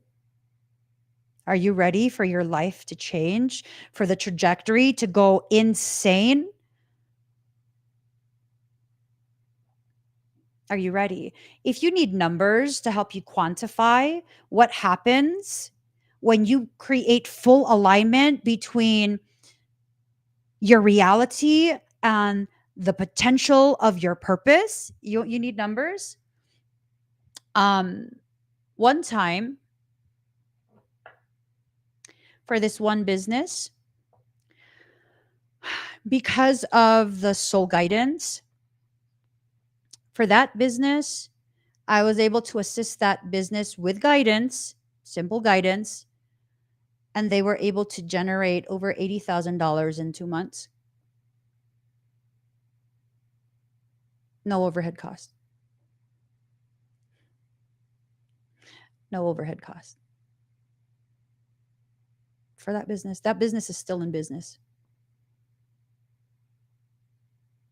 And they're making, I don't know, I think I'm assuming about like 5-6 times what they made in that first 2 months. They're making that. Sustained. Sustained. There's never any loss of profit. It just continues to build and build and build. And it was just setting it up properly the first time at the start, setting it up properly. At the start, you set it up properly, authentic brand. Ooh, shit. That's fucking longevity right there. It's not a flash in the pan. It's not a viral thing because you want to go viral. You will be viral as quickly as viral things go, and you will lose that as quickly as things become viral. When I tell you, I have the capacity to learn to a degree that any given subject matter, any given field of expertise, if I'm going to get into that, I was not made for mediocrity. I will not be giving you advice for mediocrity. I want you to fucking excel beyond what you think you could ever have in your wildest dreams. Because that's what we deserve. We deserve to celebrate like that. That's what we deserve. Not just me. We. There's a lack of motion that's happening, right? There's a lack of flow. You've been allowing your fear to really get you messed up in the way you see how this will play out. Look, perception in reverse. Excuse me. Lack of unity between the self and the soul. You're thinking you can force your way through. You can't. You can't force your way through this. It has to be in full alignment with what soul is doing, or it fizzles. It'll fizzle. You won't be able to do it. That's why it's a soul-based business. What if you're not sure what type of business, but have some ideas? That's perfect. Tell me what you're interested in, and I can tell you which one your soul is guiding you to. And oftentimes, when you're interested in multiple things, that means you need an umbrella company and DBAs that specialize in those things. And then you can merge it all together. It all comes together. Why do you think I'm at the head of like 5 corporations right now? I know I don't conduct myself like a CEO or president. I don't. I'm not interested in the title. I'm just not. When people ask me what I do, I'm a stay-at-home mom. But I promise you, I have the capacity to understand things to a degree that's just very difficult to sabotage. It's not impossible, but it's very difficult. If you're fully on board with what your soul is trying to bring to you, you can make shit happen. You can make shit happen. I'm telling you. You can make a lot of shit happen. But you have to be willing to sustain that movement. You have to believe in yourself. You have to have gratitude for the way you were built, because the way you were built, it's intentional. It's intentional. Just because you don't know for what reason does not make it invalid. Golden Crown, confirmation that you're receiving all of this information from soul, but you're just not computing it. You're not allowing yourself to take it in and applying it in the ways it needs to be applied. You need stillness. A lot of what's happening right now is you're becoming agitated with the things that are happening. The agitation is meant to get you out of that space.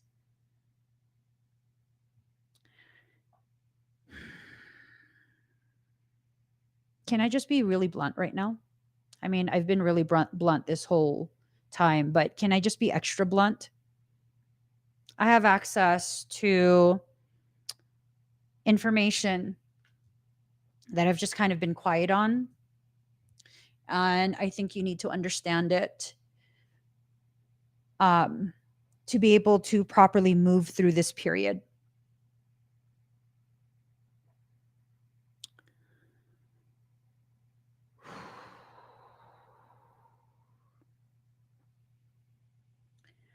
In about 6 months, 6 to 8 months, it'll begin and be very tangible, noticeable within 6 months. In about 6 months, many, many people are going to begin losing their jobs. At about 8 months, it's structured so that many, many people have not just lost their jobs, but cannot find jobs.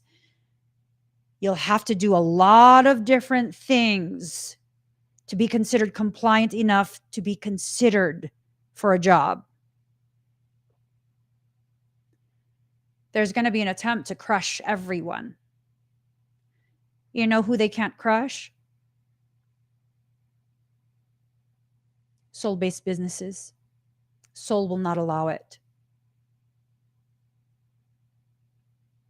You have more than enough time right now to unhook from that matrix. You have more than enough time right now to begin establishing things for yourself, working for yourself. You have more than enough time.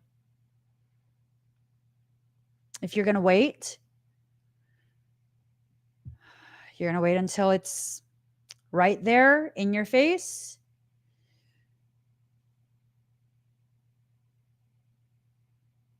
Ooh. I just got a notification. It says different avenues for aid. I hope things are good with you, but in case you're struggling, you really need to take a minute to look this over. There are so many opportunities provided. That's the notification.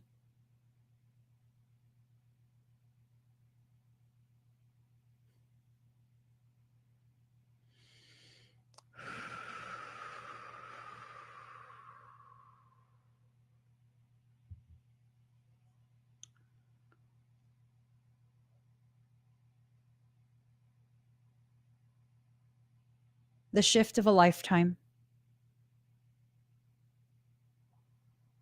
This is the shift of a lifetime. You have to allow the shadow self to be balanced with the light self. Balancing that will give you access to the different potentialities that are stored in the shadow. Why would it be stored in the shadow? Because in order to access that, you will have to have developed a certain level of maturity, or else you won't tap into that. So that ensures that you won't misuse this opportunity. You have to allow your fear to be less than your courage. It's not that you can only make this happen after you lose all of your fear. No, that's a nonsensical idea. Fear will always exist to varying degrees of intensity based on the stimulation that you're receiving at any given moment, based on the information, based on the triggering. Fear will always exist to varying degrees of intensity.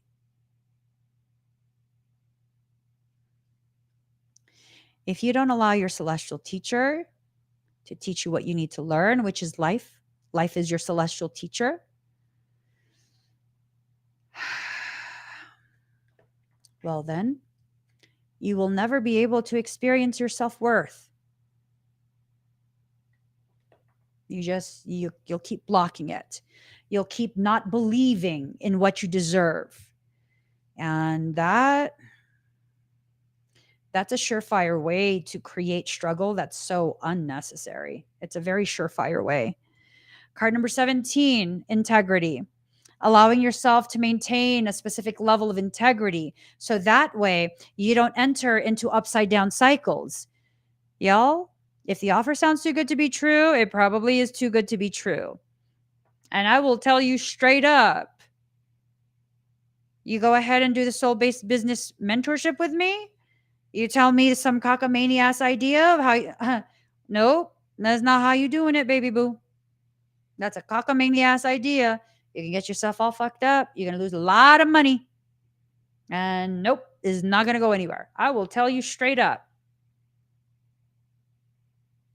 And then I'll follow that with what your soul has planned for you. The different steps you can take to make that a reality.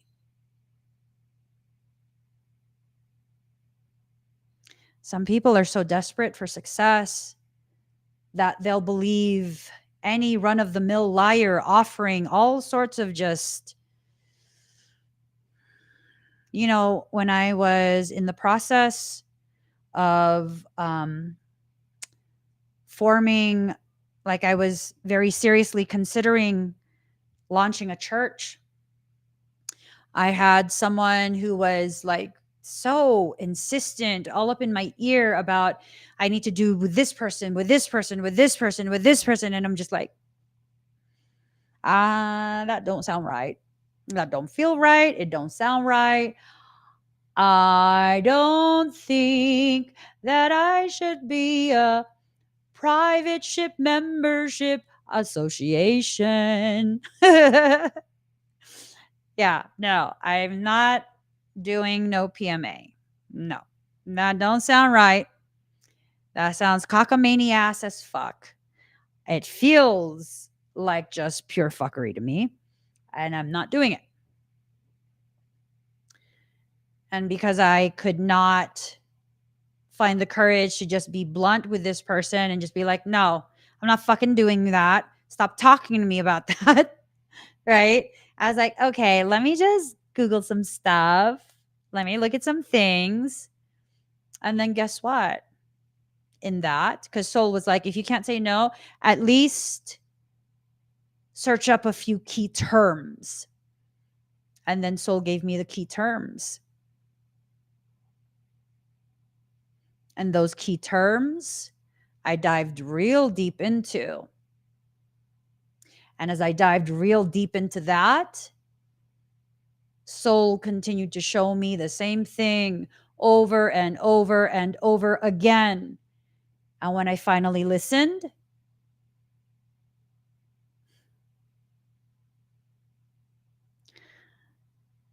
within like a week, I want to say, I think it was like a week, I had successfully formed a federally recognized religious organization, a faith based organization that is recognized and valid in all 50 states, as well as American territories, tax exempt in such a way that I don't have to jump through hoops. Do you know how long it takes to form a 501c3 and the types of limitations that exist with that? Did you know when you meet certain criteria, you can form a different type of formation that can be formed very quickly and filed in such a way that it's officially recognized in all 50 states and American territories? And you don't have to file as a foreign entity in whatever state you are doing business in. You don't have to continue launching all sorts of 501c3s if you decide to do business in a different state or receive donations from a different state. Soul is just a major provider. It will tell you everything you need to know. Did you know because I did it in that way, rather than listening to the person who was telling me to do a PMA, I now am empowered by the federal government to go ahead and write religious based exemptions from certain things that go against your genuinely held religious beliefs.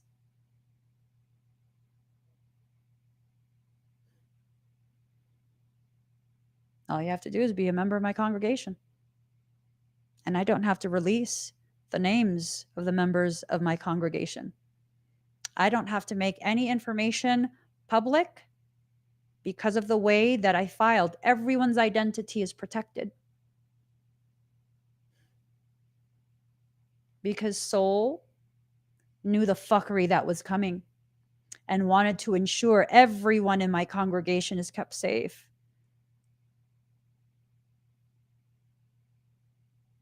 Soul has a way of making things happen in such a way that is just absolutely foolproof. Absolutely foolproof. Before that, soul instructed me to separate my instruction from my services, form a freestanding academy, a foundation for quantum divergence like me. I am not just a divergent, I am a quantum divergent. And wouldn't you know, the formation of that, it anchors the church, anchors it in such a way that ensures further protection from certain things. Soul will guide you through the entire minefield that is your life, ensuring that not only do you never lose, you never get injured either.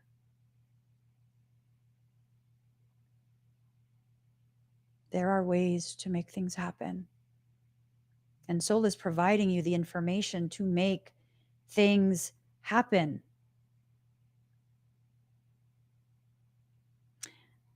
I got another notification. It says, doesn't a little extra support sound nice to you? I'm not even joking. Doesn't a little extra support sound nice to you? If you let me screenshot this shit. Hold on. It's talking about relief resources to help you through difficult times. Let me show you. Soul is giving us all the confirmations we need. Every single thing you need.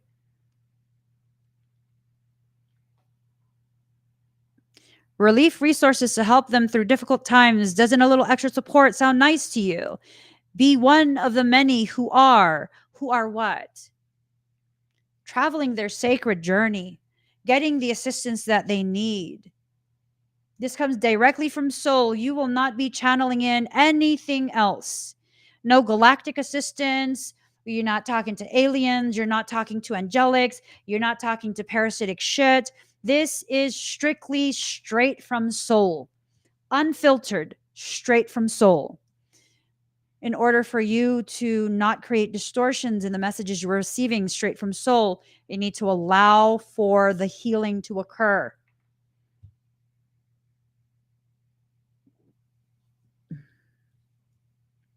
Excuse me. You have to allow for the flow. Okay? You have to allow.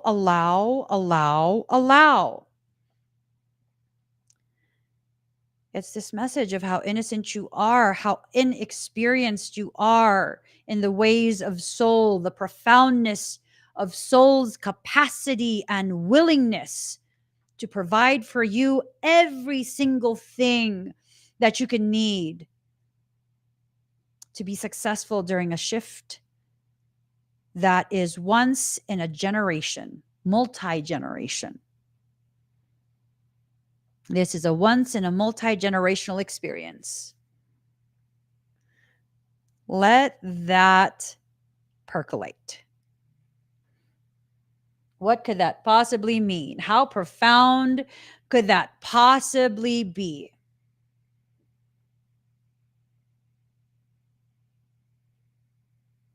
I would say it would be very, very effing profound. You need further clarification? I think for some of you, you're probably considering further clarification. Click the QR code. We can get that. We can get that together. We can sit down, get that together, and figure out steps that you should take that increase the viability of the process that you're in, the things you're trying to manifest, all of these different things. All of these different things, okay? You're currently existing in a duality. This right or wrong, this left or right, this or that, right? I don't know. That separation of the totality of you, I don't think that's going to work anymore. I think that's a trap where you think you have to be all or nothing. No, you could do both. You need to begin adjusting the way you converse with yourself, right? Instead of using the word or, you have these two seemingly opposing things, and you're putting the word or and making it like this combined statement, this or that. I don't know. That just does not feel like it's something that soul is directing you in towards. I think what soul is trying to say is you need to replace the word or with the word and. This and that. You could do it all. There's going to need to be a period of playing with the logistics of everything, seeing the most efficient way to function, um, looking at all the different options and whatnot. And you see, I think the problem here that people might face is this assumption that because it's soul based, because Emmy's going to tell me that it's going to be easy. No, you're still going to have to put effort. You're still going to have to work for it. Soul will provide you the opportunity to receive, but you're still going to have to put in the work. You're still going to have to put in the effort. Amazing things are in the air. Amazing, amazing, amazing potentials are presenting themselves to you. And I really, truly hope that you allow yourself to receive what is rightfully and carefully curated just for you. Life is going to happen no matter what. Let it happen in your favor. Soul-based business mentorship. You want me to help you figure out what soul is instructing you to do? Click on the QR code. Allow yourself to invest in yourself. Make it happen for you. Make it happen for you. Make it happen. Take that step. Show yourself how committed you are to the very thing that you want the most, which is what? Shifting out of a space of stagnation, shifting out of this space of not believing in yourself, not believing in your worthiness. Too many of us struggle through that. I myself struggle through that. I've allowed myself to stagnate here and there. I've allowed myself to experience hardships that were unnecessary. And the reason they're unnecessary is because they're really just, these hardships were designed to get me so uncomfortable in the space that I was in that I stopped fighting soul clearing a pathway for me to move forward. I mean, sometimes we're just stubborn in ways that are detrimental. Other times, our stubbornness is the very thing that keeps us moving forward towards the goals we've set for ourselves. Use all of your characteristics, known and only now just beginning to be recognized. Use all of your characteristics to nudge you closer and closer to that moment of experiencing tangible success. You deserve to live a life that you've only just dreamed of until now. Wait, as I'm about to go, I'm nervous. Okay.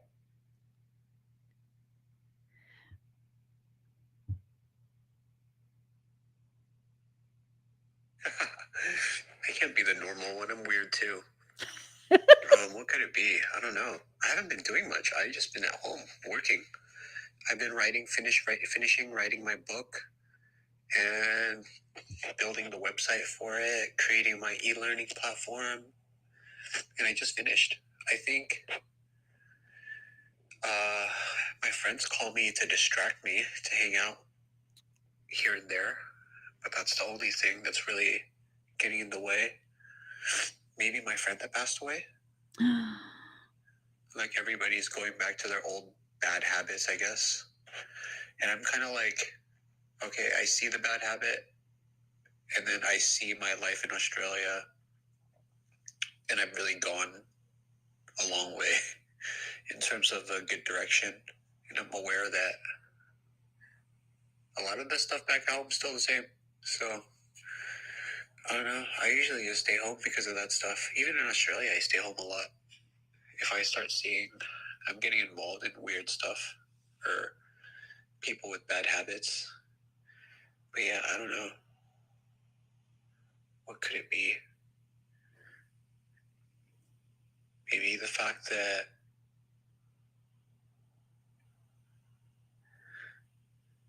I don't know. I've been thinking about New York, been thinking about Australia.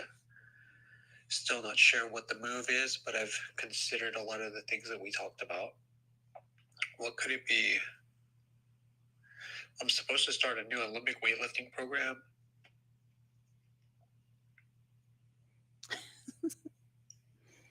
I'm supposed to be heading home soon to Australia, but I'm extending to stay for a funeral and celebrate a grad party. Yeah. Yeah, those are the only things on top of my head. What could it be? Oh my God, you told me everything I needed to hear. But you told me everything that I needed to hear. So much confirmation, so much synchronicity, so much alignment, so much, so much. Literally everything you mentioned. Oh, and by the way, I listened to it while I was live. I'm sorry. I was prepared to mute it at any moment because I wasn't sure what you were going to share. But wow. Wow.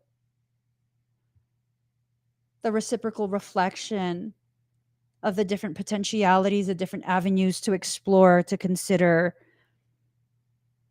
And at the forefront, the need to consciously cultivate the space, to be aware of the different forms of distractions, the invitations to return to old patterns, the considerations of the ways in which we've grown. Mm. I love you. Thank you. I hope you're having an amazing day. Are you sick? Oh my gosh. My allergies started this morning and my nose was stuffed so hardcore at the gym and I couldn't figure out why. Probably I was channeling some of you. I hope you're okay. I'll message you later. Bye. It's fascinating. Very, very fascinating. So much to think about. So much to think about. You know, he's definitely my twin. Definitely. Definitely. Um, hmm. There's a lot to unpack in the confirmations that were shared. And I think as you go through your own process, you'll recognize how much has been packed away, compressed, needing to maybe be steamed so that you could let some of those wrinkles loose and that fabric of creation could once again flow beautifully. No restrictions, no stiffness, no wrinkles to detract or diminish the beauty of the design, right?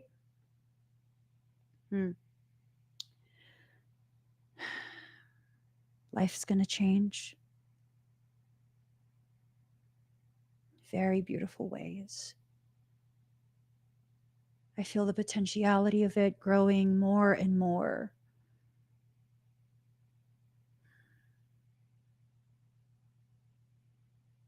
It's growing, it's expanding, it's finding the different ways in which to come to fruition. I'm shown a placenta, and a placenta is quite possibly, I was watching a video and I completely agree.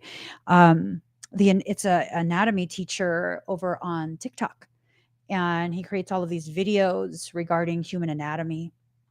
And his videos are often super profound. I love his videos.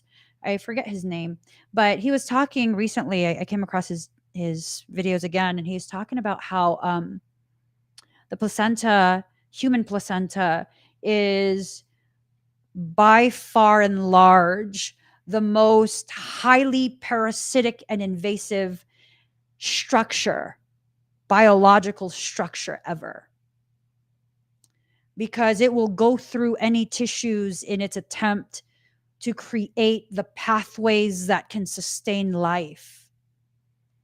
And it will take from the host, prioritizing the child's needs. Oh, I don't think you knew that, huh? I love babies. I do. They're adorable parasites. I'm serious. I'm serious. They're adorable parasites.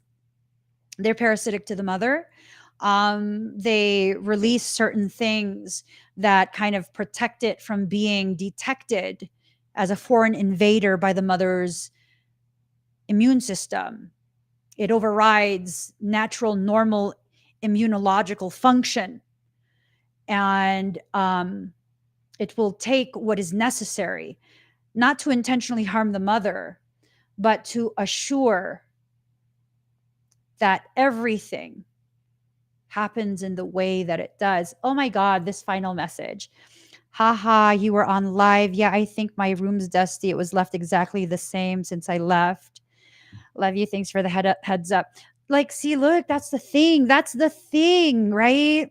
We're trying to go back home to a space we've outgrown, where everything was left exactly as it was, dust accumulating. What is dust? Environmental pollution settled on the surface of everything that you once called home. Wow. It's okay to go back home to a space that you've outgrown, only for a visit, just to be able to see with your own eyes, experience with your own mind and heart how much you've grown, and how, yeah, we can come visit. Yes, this is where family is. But also, yes, there's another pathway that takes me to within the potentiality of my destined path, a place that was beautifully designed for the version of me that now exists, the version of me that's now ready to receive, the version of me that's no longer complacent, that's no longer settling, that's no longer happy with mere mediocrity. And it's not because life is not enough as it is right now. It's because you deserve to know who you are beyond this part of your growth. You deserve to know who that is. You deserve that.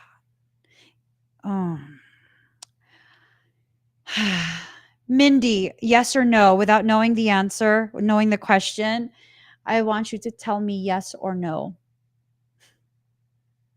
Yes or no, Miss Mindy?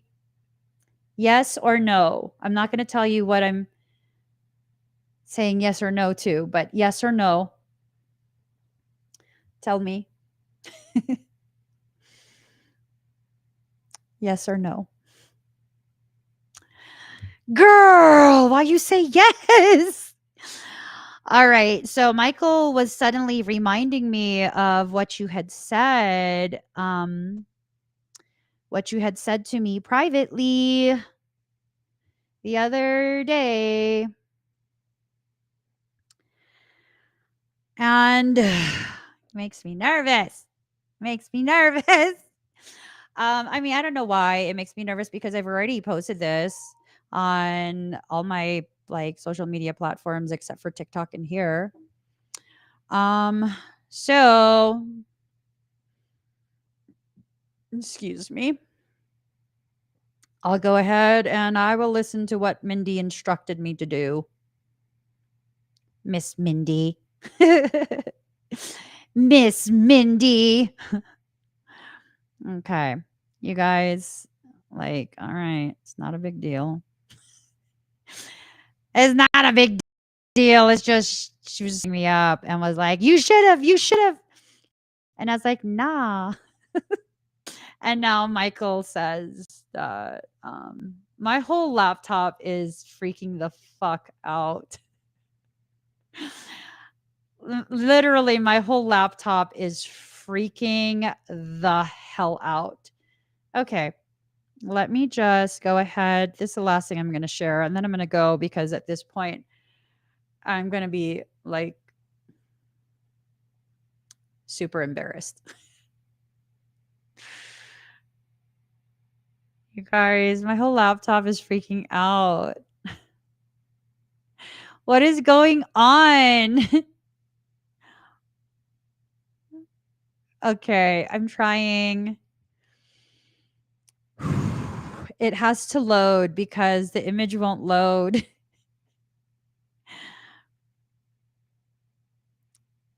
Oh my God. The image literally will not. Here it is. All right, let me. Oh my God. I'm just going to show you guys whatever shows up, shows up. And whatever doesn't show up, doesn't. My whole laptop is out. Oh well. Here. Like literally, Mindy, my whole laptop is freaking out.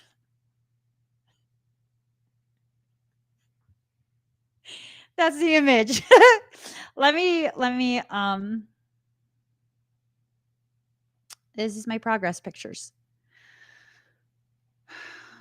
When you allow your drive to match the direction,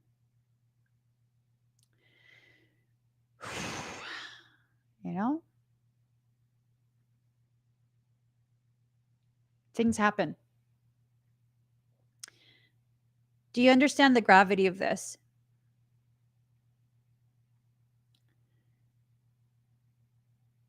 Look at the far left image.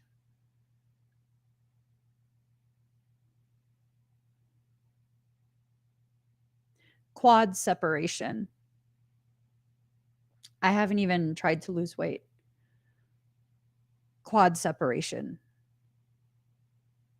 Glute definition from the front. Look at the top of my hip in the left image, far left image. Second to left image, you can see exactly where my glute muscle wraps around my hip. Far right image, you could see the separation in my calves. And some would be like, why is it so focused on legs, on hips? Not because of the aesthetics, but because I need elevated muscle development in those regions in order to be able to harness the type of energies that I will be using as I rise to the next part of my journey, my life, my purpose.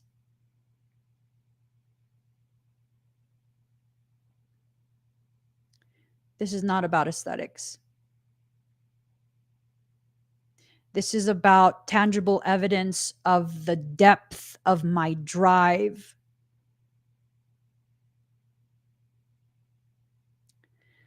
It's just one of those things. I've given up on competition several times, several years ago. I gave up. I was like, I came up with reasons why to give up on myself. This time, I'm not doing this for a competition. I will do a competition, but I'm not doing it for a competition. The competition is simply being used to get me to focus for an end goal, a time frame, right? I'm doing this in preparation for the next part of my life, not for the aesthetics, but so I can harness a type of energy the world has not yet seen. At least no one alive right now has. A type of energy that hasn't been here since the time of Cro-Magnon.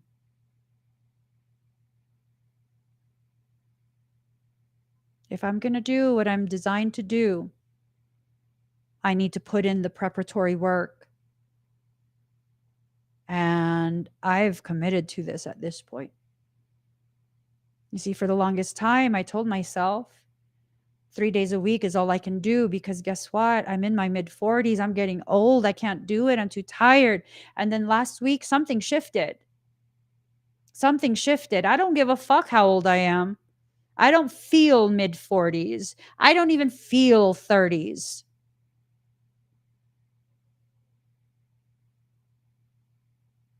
I feel like I'm limitless, ageless, not confined by the parameters of what society says a woman my age can and should do.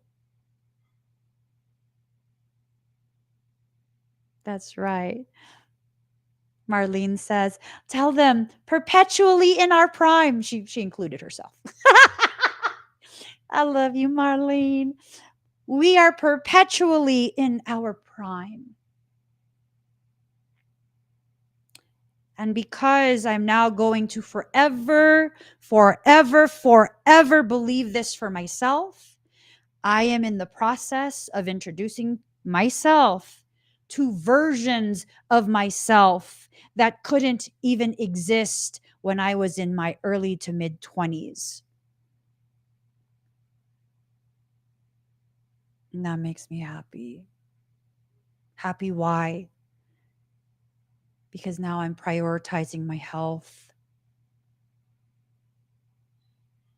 It tells me I'm reaching levels of emotional and mental maturity. It tells me I am actively preparing for the next part of my life. Not the part where I'm over the hill, the part where I can give myself permission to clearly see how fucking badass I actually am.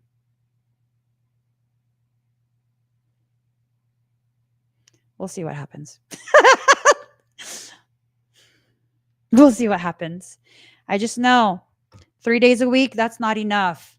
We're shifting gears 6 days a week. And when I get acclimated to that, twice a day, 6 days a week. And then we'll see what the fuck I can really do. And then when I show myself that I can commit to myself to that degree, then starts the actual contest prep. Then starts the part where I actively and intentionally go through the process of dropping all of the fluff that I keep on myself to emotionally protect myself. See myself with no additional layers. See the way the parts of me are infused in the fucking fibers of my muscles. And to see the grace with which I can move through the memories of things I've been through, with no layer to hide it, even from myself. And people think I'm doing this for aesthetics, to prove that I'm not getting old. I love being old. I love getting older. I've never been more in love with myself than I am every day I get older. I love where I am. Too old to give a fuck what other people think. Too old to play fucking games with people. Too old to play the role just because someone is uncomfortable seeing me existing perpetually in my prime. I love it. I wouldn't trade my 40s for my 30s or my 20s. And I'm sure I won't trade my 50s for any other age. The more I love myself, the more my body lets go of the padding I use to hide the way my memories move through my body. Life is just amazing. When you can see your life as living poetry. Mm. Mm. Life's going to happen for you regardless. It's going to happen regardless. So be about it. Do it. Do it. Put your mind to whatever it is you want to do, whatever you want to accomplish. Do it. Do it. Do it. No, I don't want to show that. Oh my God. That is just. All right. Soul says it? Okay. Hold on, guys. I got one more picture to show you because Soul says you can't understand the gravity of the journey if you don't see where I started. This is so fucking embarrassing. It's okay.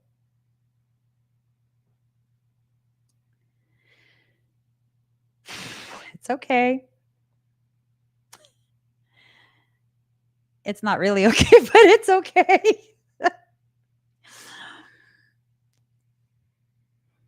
All right. All right. Here. I want a picture so fucking bad here. Sorry, guys. Here. I'm not ashamed. I just don't like showing pictures of myself. You know, I don't like it. And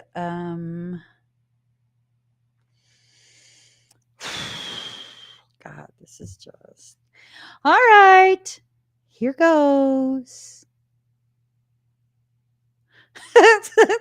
Michael goes, "What's up with all the faces? Shut your face, bro."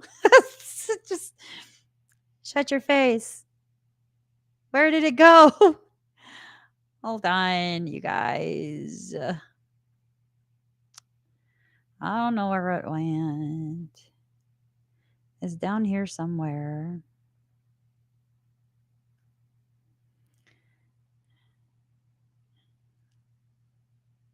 Oh, hold on, guys.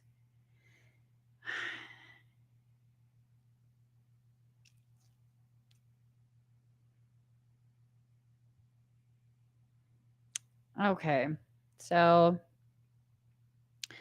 I totally canceled it. This is too much. It's too much for me. Um,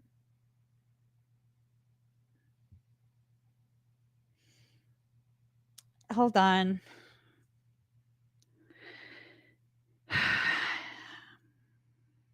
I don't want to show it, but you know what? We need to know where I started. It's not even fully where I started, but it's good enough.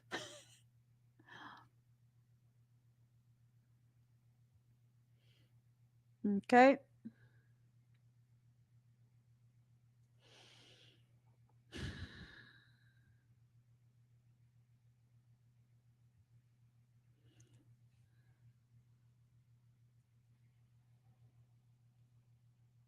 Here goes.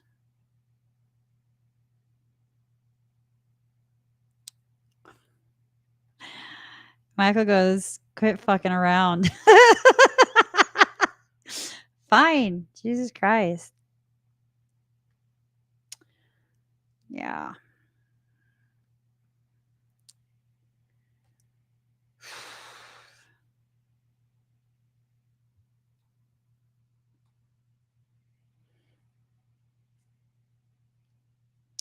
All right. So you guys remember this, right?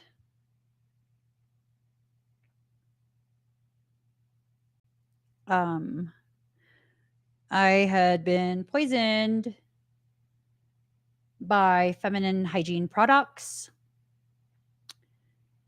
and got very sick. So I gained about 40-ish, 50 pounds out of nowhere. Okay. This is after I had already been working out for quite a few months.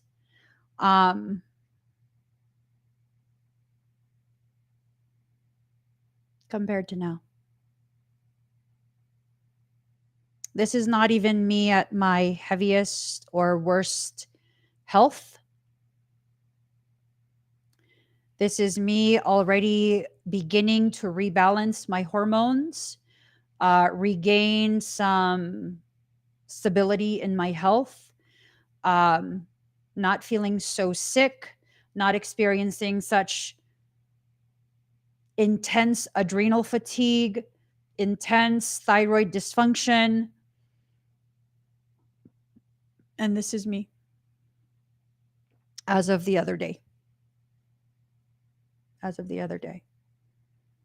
So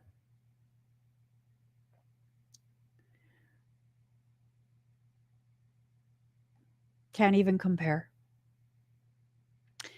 To put it in terms of weight, I'm about 30 pounds heavier with muscle and about 40 pounds lighter with fat.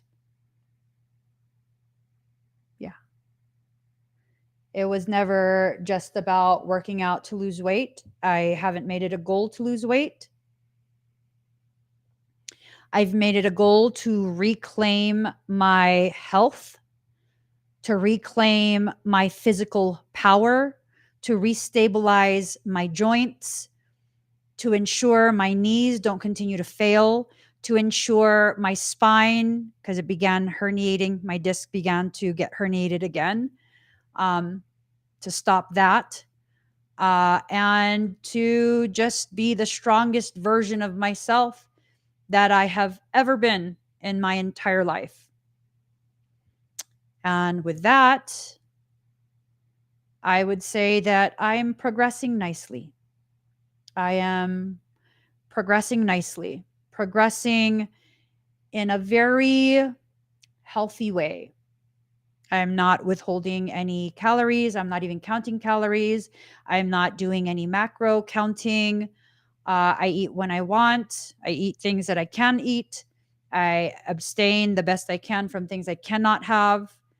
I take all the supplements that I need to take in order for my body to have the proper detoxification pathways clear.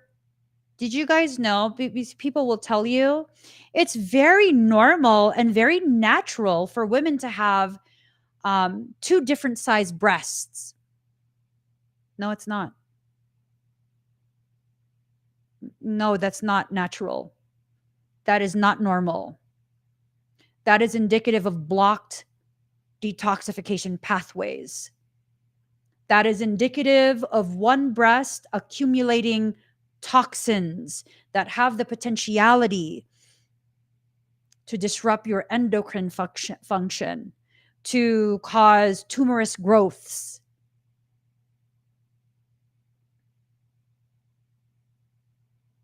There is pictures of me that exist where one boob is like a very full double D cup and the other one is a C cup.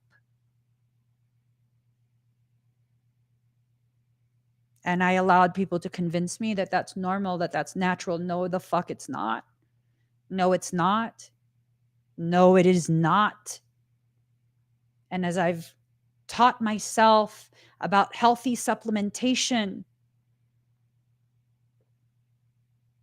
I've regained my lymphatic health.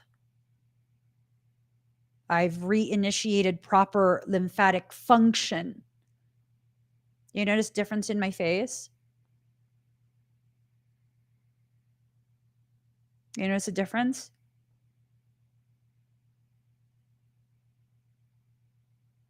Is it because I'm dropping weight? No. My lymph is draining. Do you think you have a fat face? Probably not. It's accumulated lymphatic fluids. Your lymphatic system is the garbage disposal of your body.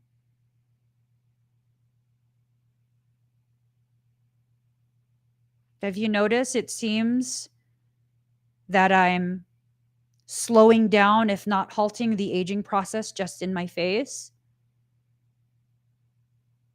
You know what ages you?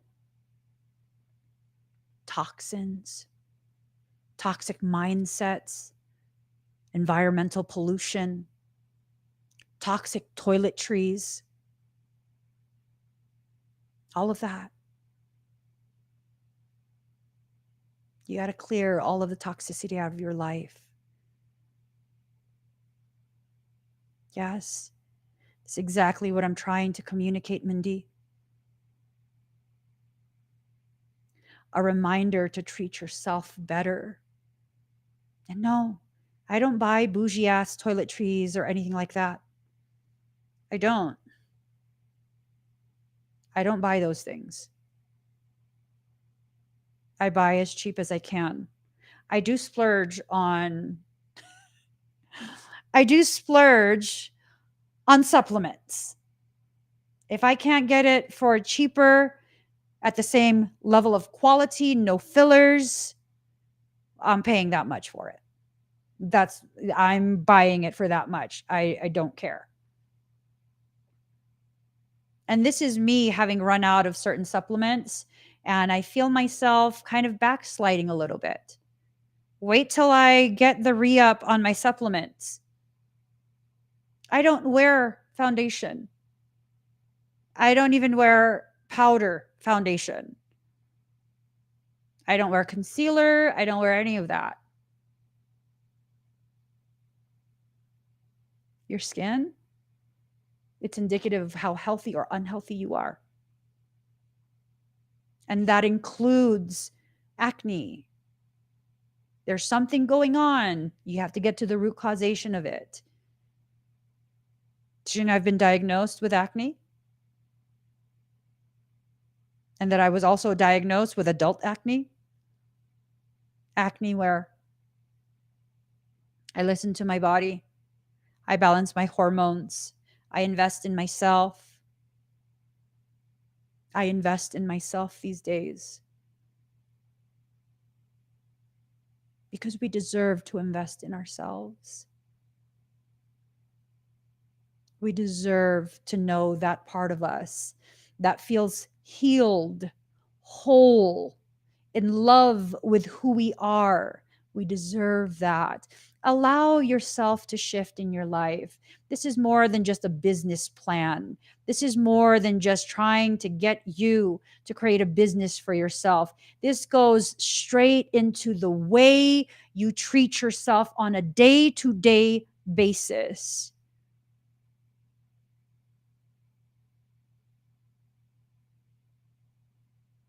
It goes into the way you love yourself or the ways in which you don't.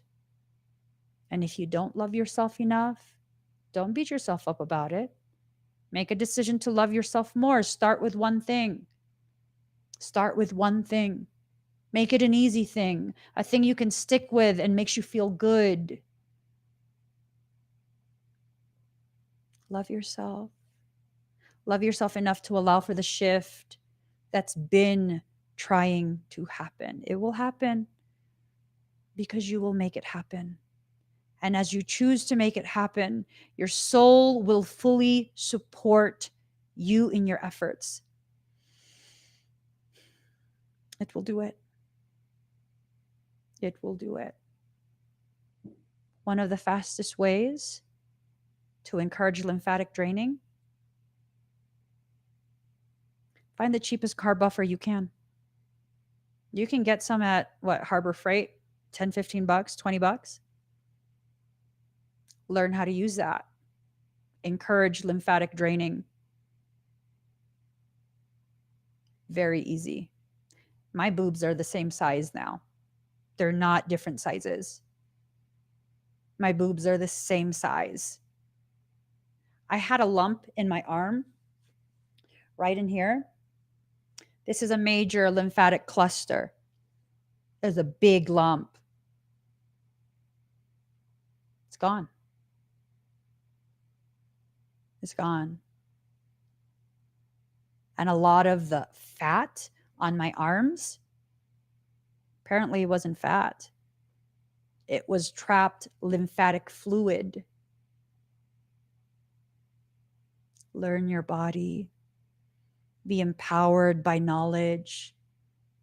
Find the ways to properly care for yourself mentally, emotionally, physically.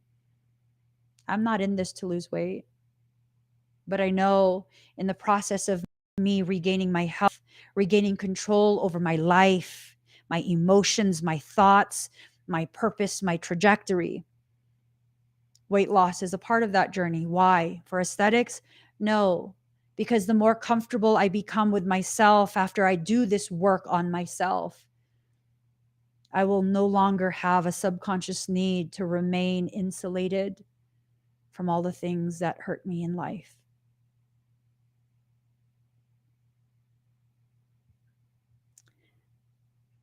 Y'all think I'm joking? Look at this. This is the picture I should have showed you. Give me 1 second, okay?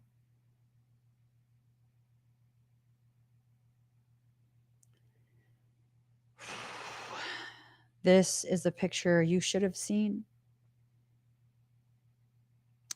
This was part of a graphic to promote my whole being wellness workshop I did quite a few years ago. And then I got to get going. And I'm not even ashamed. Could you imagine? And I mean, like, really allow yourself to understand the journey that my body has been on. My body has been on a massive journey because of the unrecognized emotions that I hold within myself. The ways in which I would ignore my needs rather than speak up for myself. I would push it down and further insulate.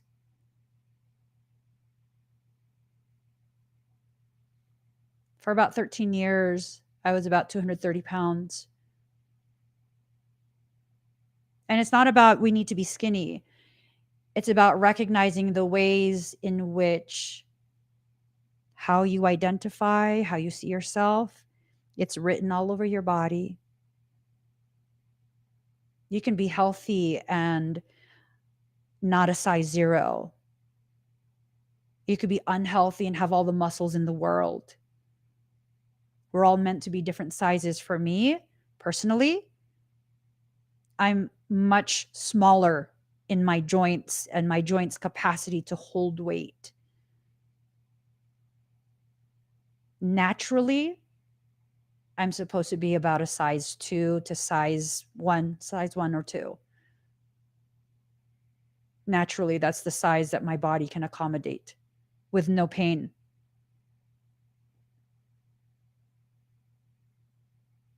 The far left, to understand the gravity, that's about a size 20, size 18, size 20. It doesn't look like it. It looks like I'm just, big boned.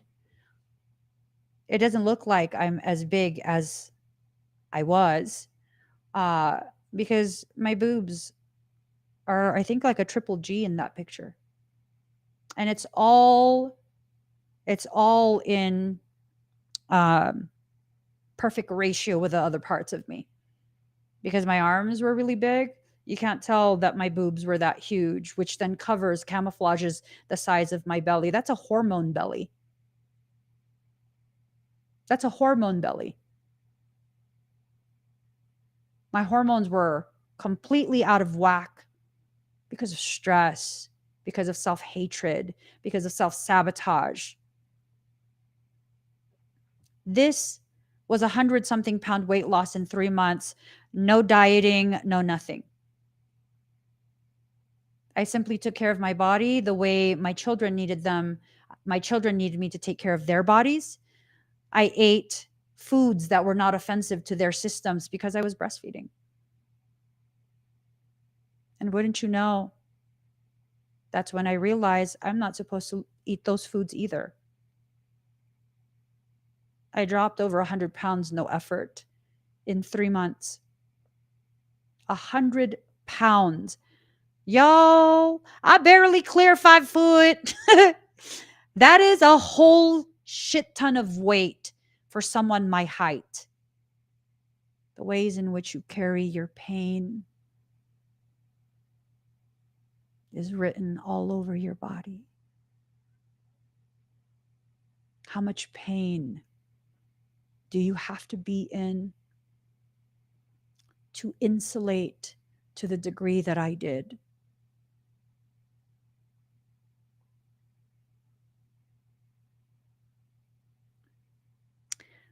So much pain that I don't want to talk about it, even till now. And it's still going to be okay, because I'm going to make sure this time I actually am okay. Not just pretending, not just faking, not just saying.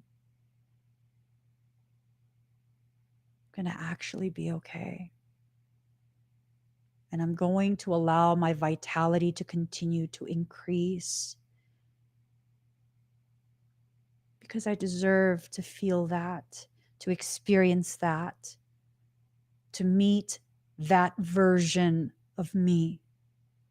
You guys, go through the journey that you need to go on to come to the realizations that you need to get to where you need to be. Financially, emotionally, mentally, with your family, every aspect of your life. Every aspect of your life. I don't show you guys these things to flaunt my progress aesthetically. Like, who cares? There's people who are more fit than me. There are people who are smaller than me. There are people who with more muscle development, more symmetry, more tighter skin. I don't care. I don't care.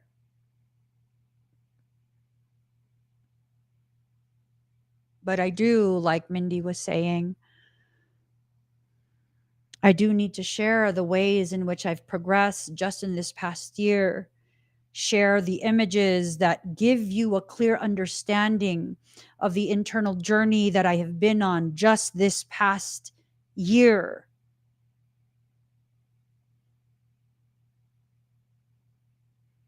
just this past year. You guys have seen me going through this process that I don't really speak about. I speak about certain aspects of it, but I don't speak about the whole thing. You don't see the starting point, the current point, and what the future trajectory is meant to be. You don't see that. And so you don't get the full gravity of the kind of power, not just I have over my life, but that you have over yours as well. Everything I share about me and my journey and the things I realize, the ways in which I grow, the ways in which I've failed myself by allowing other people to access me and hurt me, all of these different things, the full spectrum. It also applies to you. It's not unique to me. It is not unique to me. We all got this. We all got this. I gotta go because I gotta eat and I gotta pee. I gotta pee. So, guys, please give this video a thumbs up. If you haven't already subscribed, please do subscribe. Turn on that notification bell. Also, if you have been waiting for me to have the soul-based business mentorship up and available for you to book your session, go check it out. It's on my website. Click that QR code. Click the link in the comment if that's more comfortable for you. If you would like to have a private reading with me, you can go ahead and click here, private ClairTarot reading. Private ClairTarot readings cannot and will not be used for business mentorship. That's a separate booking. So just, I don't know why I have to say that, but yeah, it can't be used for the soul-based business mentorship. And if you'd like to see all the other sessions that I have available, I actually do aura spectra bioregenesis work. I have quite a few different types of sessions available for all sorts of different energetic needs. Go check it out. Click this QR code or the link in the comment. Aside from that, I'm trying to create a schedule for myself to go live on TikTok. I'm thinking 6 p.m. Pacific Standard Time, Monday, Wednesday, Thursdays. I don't know. Monday, Wednesday, Thursdays. Monday, Wednesday, Thursdays. Go find me on TikTok, Emmy Evolving. I'm Emmy Evolving across all social media. Follow me everywhere. I'm inviting you to be my social media stalkers. Don't make it weird. Don't make it weird. Don't make me regret saying that. I already regret saying that. Don't be a stalker. Be part of my online community. I'm not going to mess around and joke around like that. Some people don't have the capacity to understand when I'm joking. So don't stalk me, but do please follow me across all social media. Join me whenever I'm live, regardless of what platform I'm on. Look for Emmy Evolving across the board. Look for my face. And I'll see you guys again very, very soon. Bye, everyone.